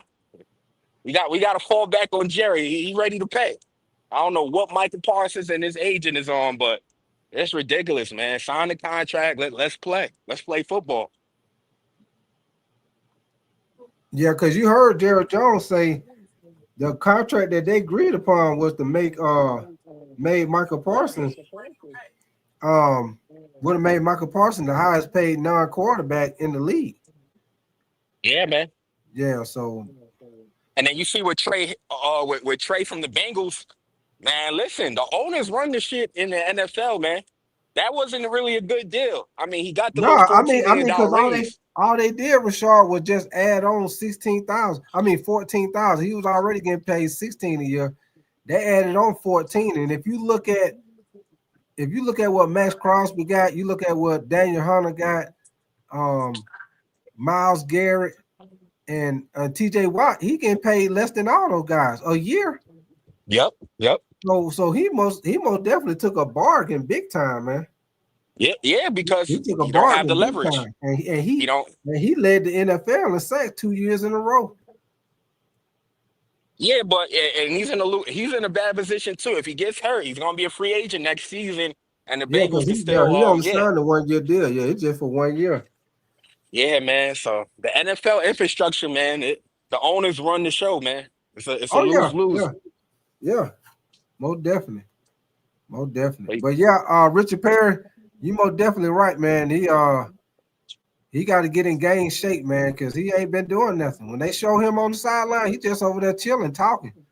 Your boy Yeah, ain't doing unprofessional. nothing on the sideline. So, like He I doing said, the Ben Simmons thing. even if they do sign him, he ain't gonna be able to play Thursday against the Eagles. He ain't been doing nothing. Your boy end up getting in there and pull a damn hamstring or growing, and he gonna be out probably about 4 weeks again. Yeah, man. Yo, Yeah, tight. so. You heard about that Golden State news? You talking about them contacting the Lakers about LeBron? Yeah, man. Yeah, I've been hearing about that. Oh man. I've been hearing about that, man. They said they contacted the Lakers several times for different trades, trying to, include LeBron in different trades.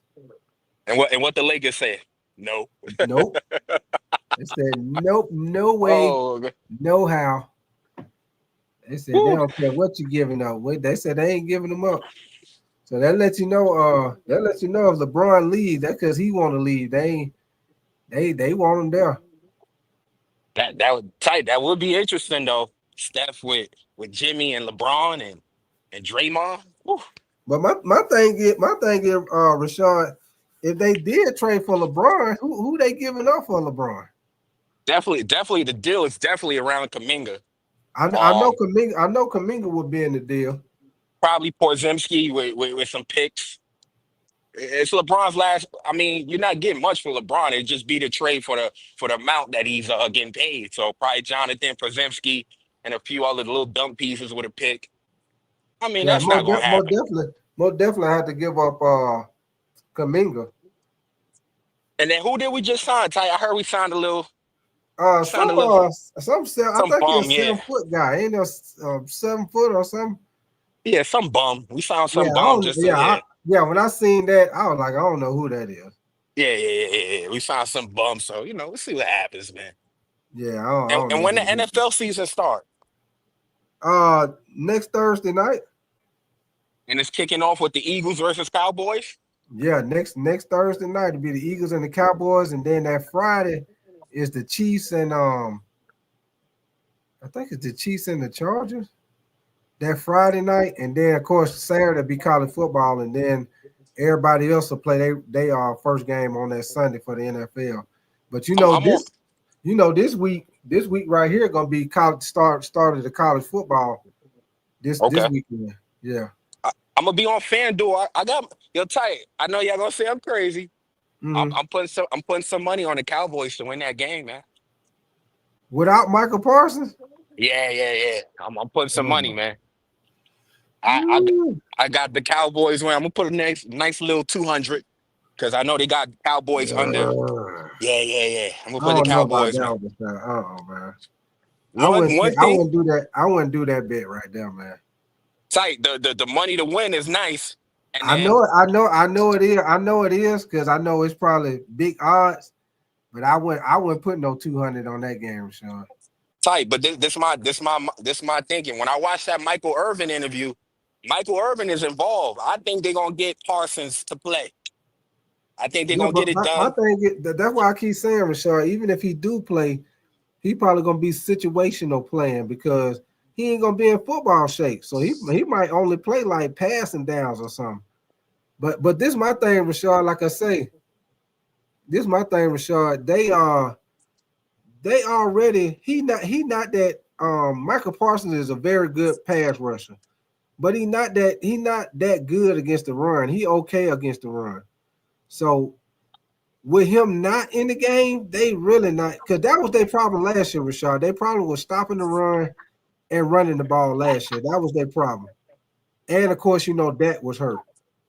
But that was two of their big problems: running the ball and stopping the run.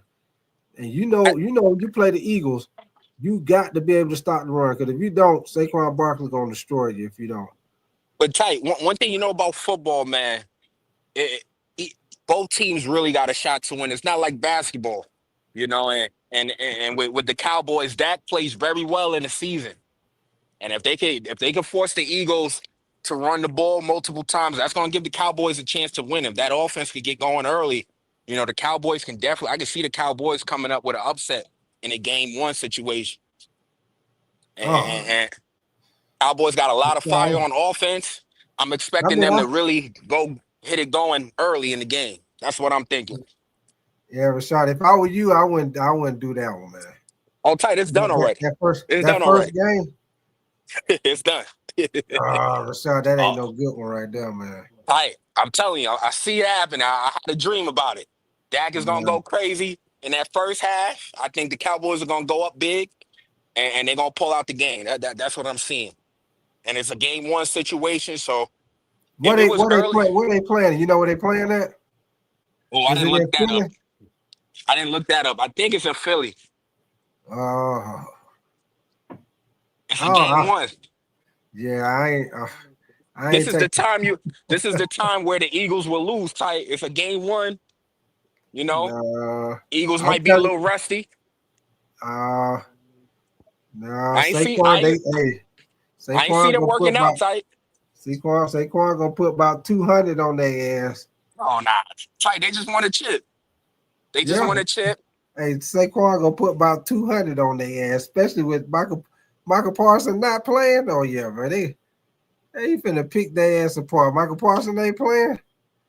Tight. You know, with the championship teams, they eating good. It's gonna take them a few games to really get in mode. I'm expecting Dallas to really catch the Eagles lacking on game one. Yeah, I wouldn't have did that one though, Rashad. You should have. Maybe you could have took the bet. Maybe with somebody else, but I wouldn't have took that one, man. Well, with the Cowboys? I wouldn't have did the Cowboys and the Eagles. Then that's still right there. But what you feel about the Cowboys offense? Well, I think the Cowboy offense, I think they'll be able to score points. That's what I'm banking on. I'm banking on the shootout. I think they'll be able to score points, but it's their defense, man. It's their defense what I'm thinking about, man. And then Michael Parsons probably not gonna be playing. I don't know what kind of pass rush they're gonna have without Michael Parsons. I don't know, man. And we don't know how they're gonna be with the running game, because last year they couldn't really get the running game going like that last year. Yeah, for your boy Saquon finna put 200 on their ass. Yeah, I would have took that bet, Rashad. I probably would have took. You know what? If I was gonna if you're trying to catch an upset, first game of the year upset, I might would have took goddamn. I might would have took Cleveland to beat Cincinnati. Cleveland to beat Cincinnati? Yeah. If you're gonna try to catch an upset, I might take that one. Nah, and the reason why I say that is because Cincinnati ain't got no damn defense, man. Cincinnati ain't got no defense. See, Cleveland got a very good secondary. They got like three lockdown corners. So they'll be able to match up with Jamar Chase and T. Higgins. Even though they're not gonna stop Jamar Chase, but they got Denzel Ward lockdown corner. I forgot the other cornerback they got, but they got like 3 legit cornerbacks, so they can match up with them Ooh. in the secondary. I So if I like was that, going, Ty. I like that one. Yeah. oh yeah, if I was gonna take one, I'd take that because Joe Flacco gonna play good. Joe Flacco I'm gonna play good. They defense suspect, so Joe Flacco, they gonna move the ball. If I was gonna take an upset, that's the one. That's the one I probably would do. I still might do that one because we know the Bengals, for some reason, they're not ready to play in the start of the season the last 5 years. Yeah, they So I always still might start. do They that. always start Yeah. up slow. Yeah. So I might do that. Yo, Ty, I'm putting some money on. I'm putting big money on OKC versus Houston, man. Who you got? Oh, you talking about the NBA game? Yeah. Okay, see in Houston. Yeah, I'm putting 1,000 on Houston on OKC. Hey, boy, Rashad, you be betting, Yeah. boy. Oh yeah. I'm putting some big money on OKC. What you think about that, man? What they got for the point spread? Point spread. I think I gotta look that one. I went money line on this one. I went OKC money line. They surprisingly have it as a toss up. It's a 50-50, which is crazy to me. You said they got it as a toss up. Yeah, I thought they would have favored OKC, but nah, they're not. It's like 50-50. So I put 10,000 to win five. That's why I told you it could go. Nah, Houston not might at all. go in there and whoop their ass, man. Nah, I got OKC, and it's in OKC, tight ring ceremony. Huh? Come on, tight. I said it's in OKC, and it's a ring ceremony too, tight. Yeah, They're gonna be ready. Yeah, I know they're gonna be ready, but your boy goddamn Kevin Durant gonna be ready too. I think it's gonna take Houston maybe 2-3 games to get the offense going. You know they're gonna be a little rusty, trying to figure out how to play. So I expect OKC to take advantage of that. They know how to play. They know what they need to do. So I'm gonna take OKC, man. I got 1,000 on OKC. Ooh, boy, hey. Oh yeah. We're not done, tight. Man. We ain't done.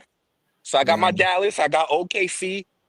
What you just said about the Bengals, I'm looking to put a little $100 on Cleveland, man. I like that one.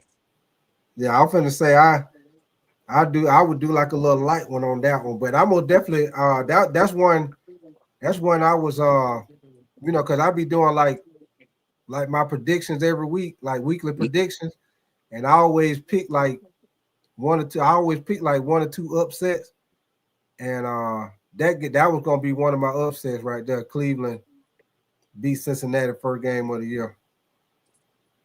Yo, tight. Who you have winning the Super Bowl this year? Ooh. Until I see somebody beat them, I'm staying with Kansas City in the AFC until I see somebody beat them. Win the Super Bowl? I don't know if to win. But I know they gonna be there unless, like I say, until I see it, I believe it. But every time they get in the playoffs, fucking Baltimore and Buffalo, every time they get in the playoffs, they don't never beat them. It always go down to the end of the game. Patrick Mahomes always end up with the ball some kind of way, drive down and kick a field goal or whatever and win the damn game every damn time. But so I'm gonna stay with Kansas City because I think last year was the best year to try to beat Kansas City. I think they're gonna be better this year. They fixed the offensive line. Rashee Rice is back. Hollywood Brown is healthy. Travis Kelce done lost weight, got in shape. Xavier Worthy gonna be in his second year. You got a healthy Isaiah Pacheco, Kareem Hunt. They don't fix the offensive line. They got the young dude left tackle that they bragging about. They defense on point. I ain't even worried about the defense. Defense on point. So I'm staying with Kansas City and the AFC until I see somebody knock them out. Now the NFC is a little more tricky. NFC a little more tricky, man, because you're still gonna have the Eagles, still gonna have Detroit. I think the Commanders could have a good shot. Commanders, they're gonna be a I think they problem. can have a good shot. Trying to think who else. Maybe the Rams if Stafford can stay healthy. The Rams got a squad, man. They got a nice team, man. Now Minnesota could be another one, depending on how JJ McCarthy play. That's why I say NFC is kind of more up in the air. AFC, I think it just come down to those three teams, man. I think the AFC come down to Baltimore, Buffalo, Kansas City, and I'm gonna tell you a dark horse in the AFC probably gonna be them damn Broncos, because that goddamn Bronco defense ain't gonna be no joke. Broncos, yeah. Yeah. So Bronco might be like a little dark horse. I mean, you know how I feel, but you know what's going on, man. Jalen Ramsey, man, the top 5 quarterback, he's gonna get the job done. Because it comes down to pressure. Right. So when we talk about pressure, there's no quarterback I trust more on that side than other than Jalen Ramsey. He's gonna get the job done. I do have the Chiefs right now because I'm watching Tyreek Hill. I think the Chiefs is gonna do some cheese shit and get Tyreek Hill, man. The Chiefs? I don't think nobody's talking about Tyreek Hill. Remember his last game, he said he wanted to be traded. Yeah, I know that, but I don't think he's going back to the Chiefs, man, because I think if you look at their offense, man, Xavier Worthy, everything Tyreek Hill used to do, Xavier Worthy do that for them now. So that's why I don't think they're gonna bring Tyreek Hill, because they're gonna have Xavier Worthy for at least this year and 2 more years after that before they have to pay him some money. Rashee Rice is another guy. They probably gonna have Rashee Rice another year or 2 before they got to pay him. So if I were them, I wouldn't get Tyreek Hill, because I think Xavier Worthy can do all the same shit.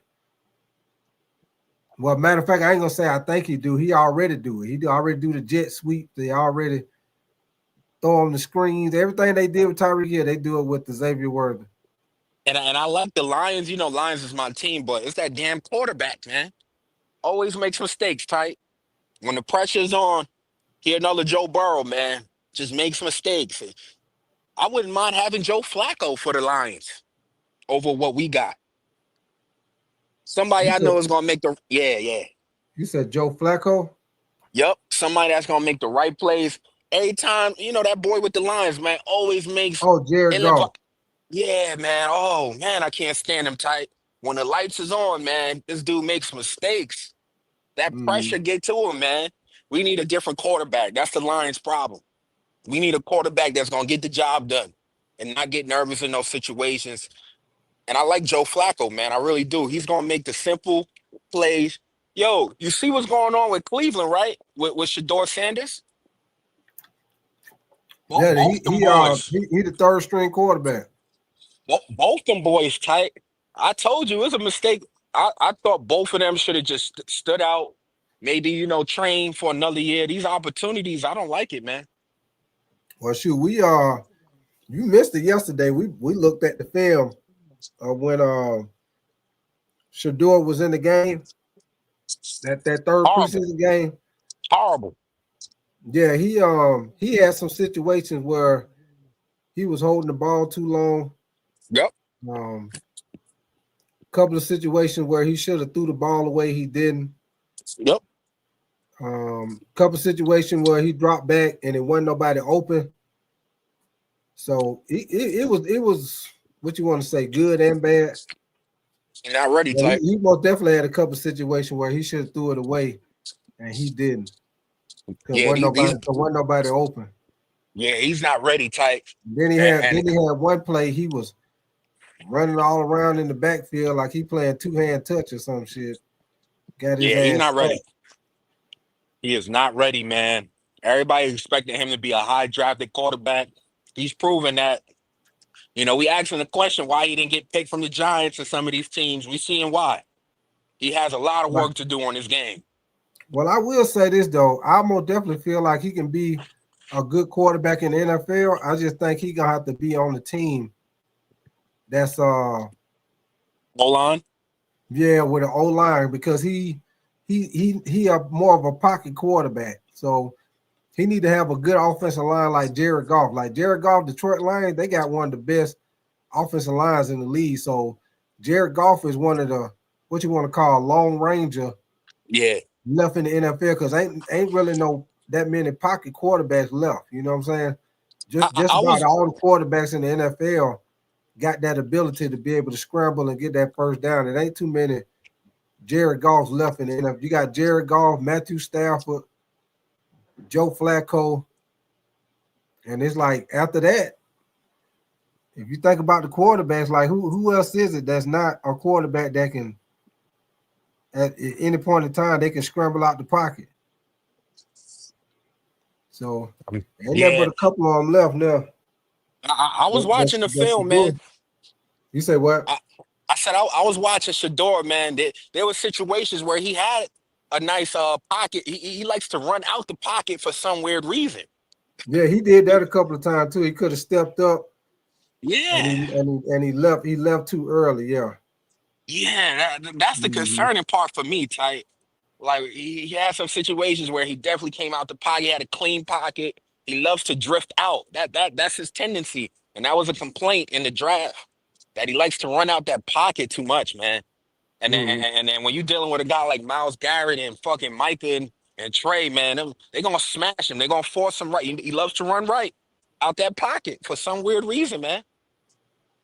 He has to work on that, man. He has to work on stepping in, and his arm tight. That slapping the ball shit. Oh man.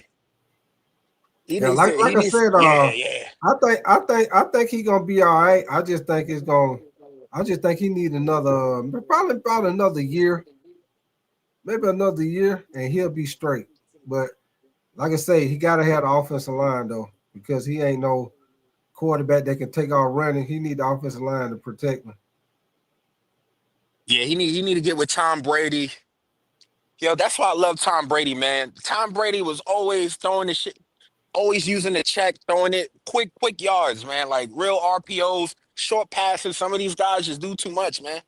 They looking downfield all the time, and they make mistakes, man. He needs to learn how to just make pro reads, short shotgun passes, slow it down, and work your way up the field. That's what Tom Brady did, man. He worked his way up the field. Nice and slow, man. That's what some of these quarterbacks need to start doing. Everybody think they Patrick Mahomes now. Yeah, I like I say, I think he's gonna be all right, man. I just think he gotta be with a team that got an offensive line. And like I said, I feel like in that game, because we were looking at the film, I feel like in that game, that third preseason game, I feel like they coach. He already knew that Joe Flacco was gonna be the starter, right? My thing is they kept saying they needed to find out who was gonna be the backup quarterback. So my thing is he shouldn't even play Joe Flacco. If he was gonna go start Dylan Gabriel out and then put Shador in, but at least you would have put Shador in with the 2s and 3s instead of Shador being in the game with a bunch of guys that probably ain't gonna make the damn team.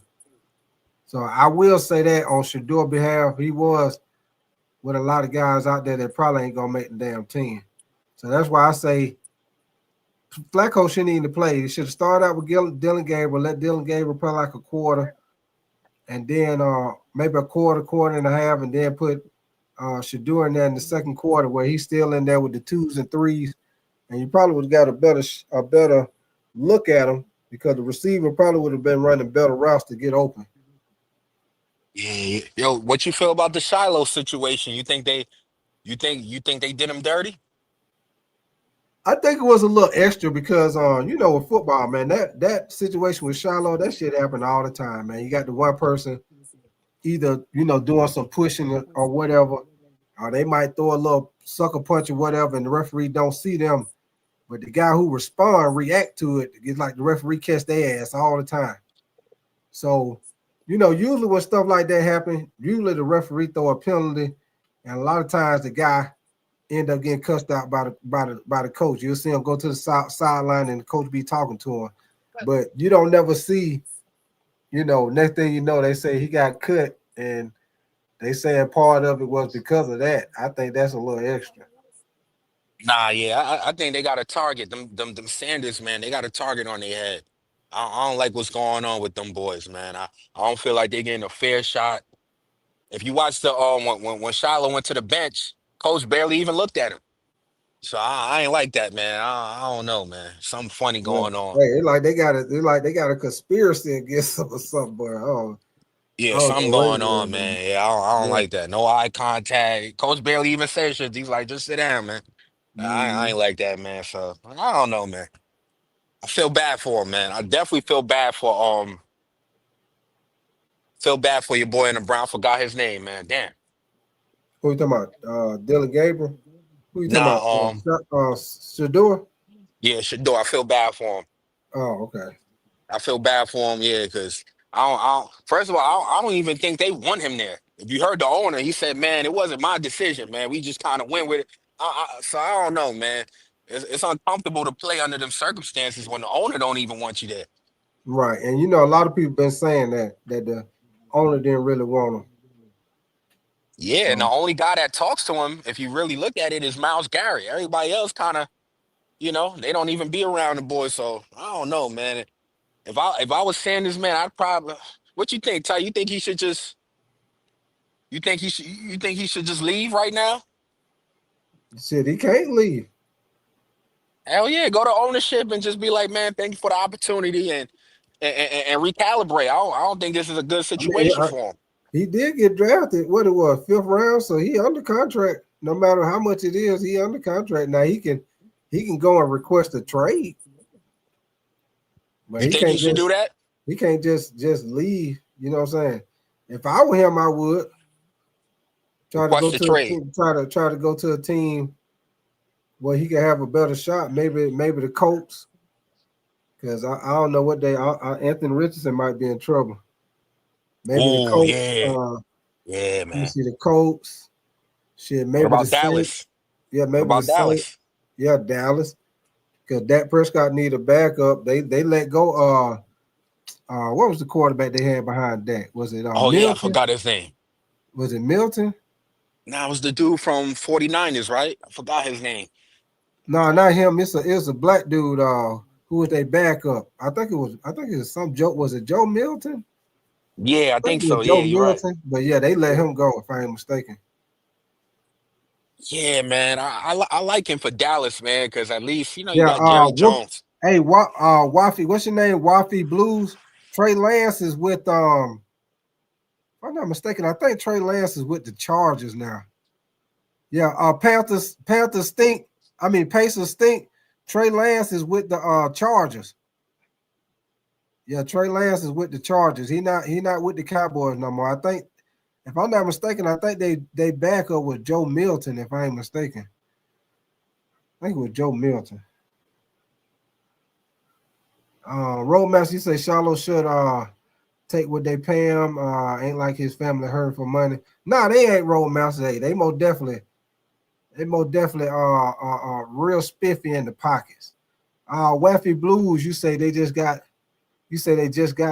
Milton.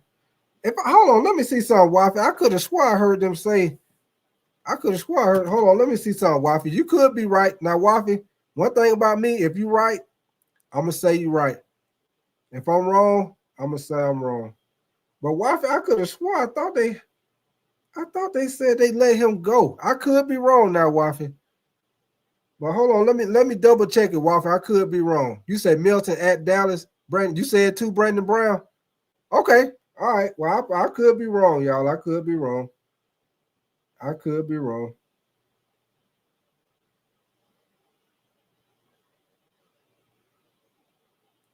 I could be wrong.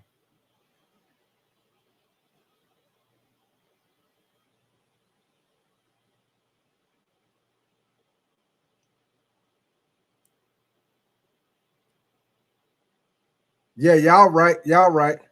Waffy, you say I could mistook as well. You say I'm listening to this morning and thought that's what they were saying. And Brandon Brown, you say Milton at Dallas. Okay. I could be wrong, y'all. I could be wrong. I'm looking at their roster. I'm looking at their roster cuts, y'all, and I don't see nothing on here about him being cut. I'm looking at their final cuts, and I don't see nothing on here about Joe Milton. I don't see nothing on him about him being cut. Yeah. I do, because they cut. Let me see. The Cowboys, they cut Llewellyn Collins. Y'all know he most definitely been coming in playing backup on the line. They also let go C.J. Goodwin. They let go quarterback Will Greer. Y'all remember the little short running back that he picked up last year? The little short running back they picked up last year. I think he played for Kansas State. Deuce Vaughn. They cut him. Wide receiver Josh Kelly cut him. Jalen Cropper cut him. Jalen Brooks cut him. Troy Bryant, cornerback, they cut him. Elijah Clark got cut. Malik Davis, running back, got cut. Mike Smith, the safety, got cut. So, y'all probably right. Y'all probably right because I don't see nothing on here about Joe Mixon being cut. I mean, not Joe Mixon, but Joe Milton being cut, y'all. And matter of fact, while I said Joe Mixon, hey, y'all know y'all heard. If y'all ain't heard, Joe Mixon, he gonna start out the year on reserve too, y'all. Joe Mixon gonna miss the first 4 games because he got an injury. I think it's with his ankle, if I'm not mistaken. But yeah, Joe Mixon for the Houston Texans will miss the first 4 games, y'all. Waffle, you say my sources are Snapchat. You say so. We all know how faithful that is. But Waffle Blues, you probably right, man. You probably right, Waffle Blues, because like I say, I'm looking at the updated on CBS Sports. It get an updated round the clock cuts, which all the cuts were done today by 4 o'clock. But they got all the final cuts on here. And like I say, Joe Milton ain't on here, so he probably still on the team. You probably right, Waffle Blue. Like I say, I'm not sure anyway, so I'm gonna go with what you say. I'm gonna take your word for it, Waffle Blue. You and Brandon Brown. I'm gonna take y'all word for it. I'm gonna take y'all word for it.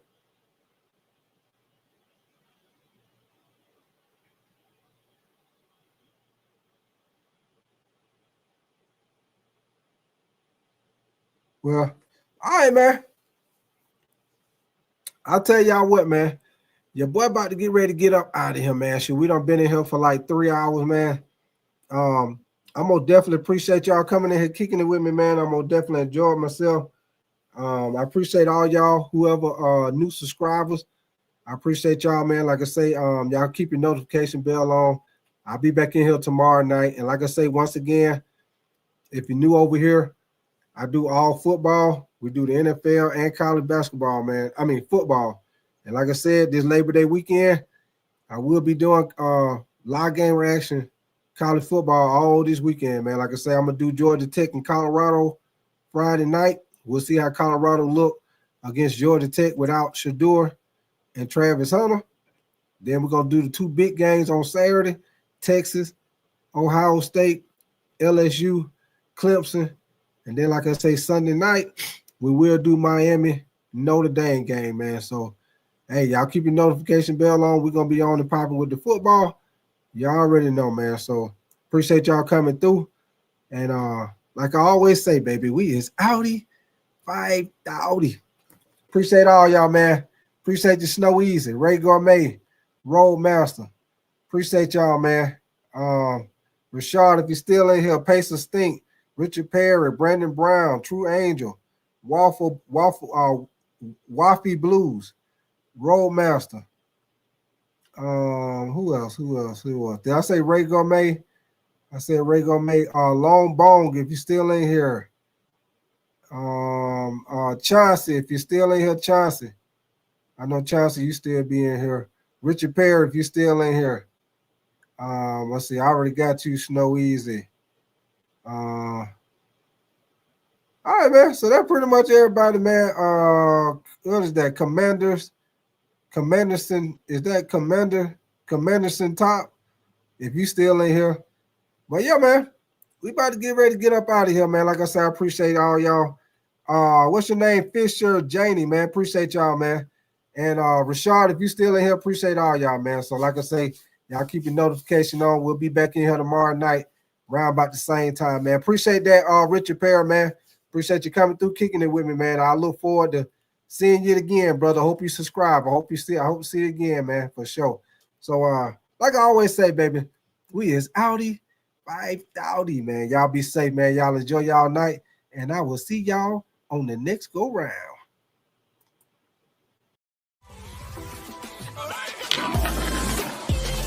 man.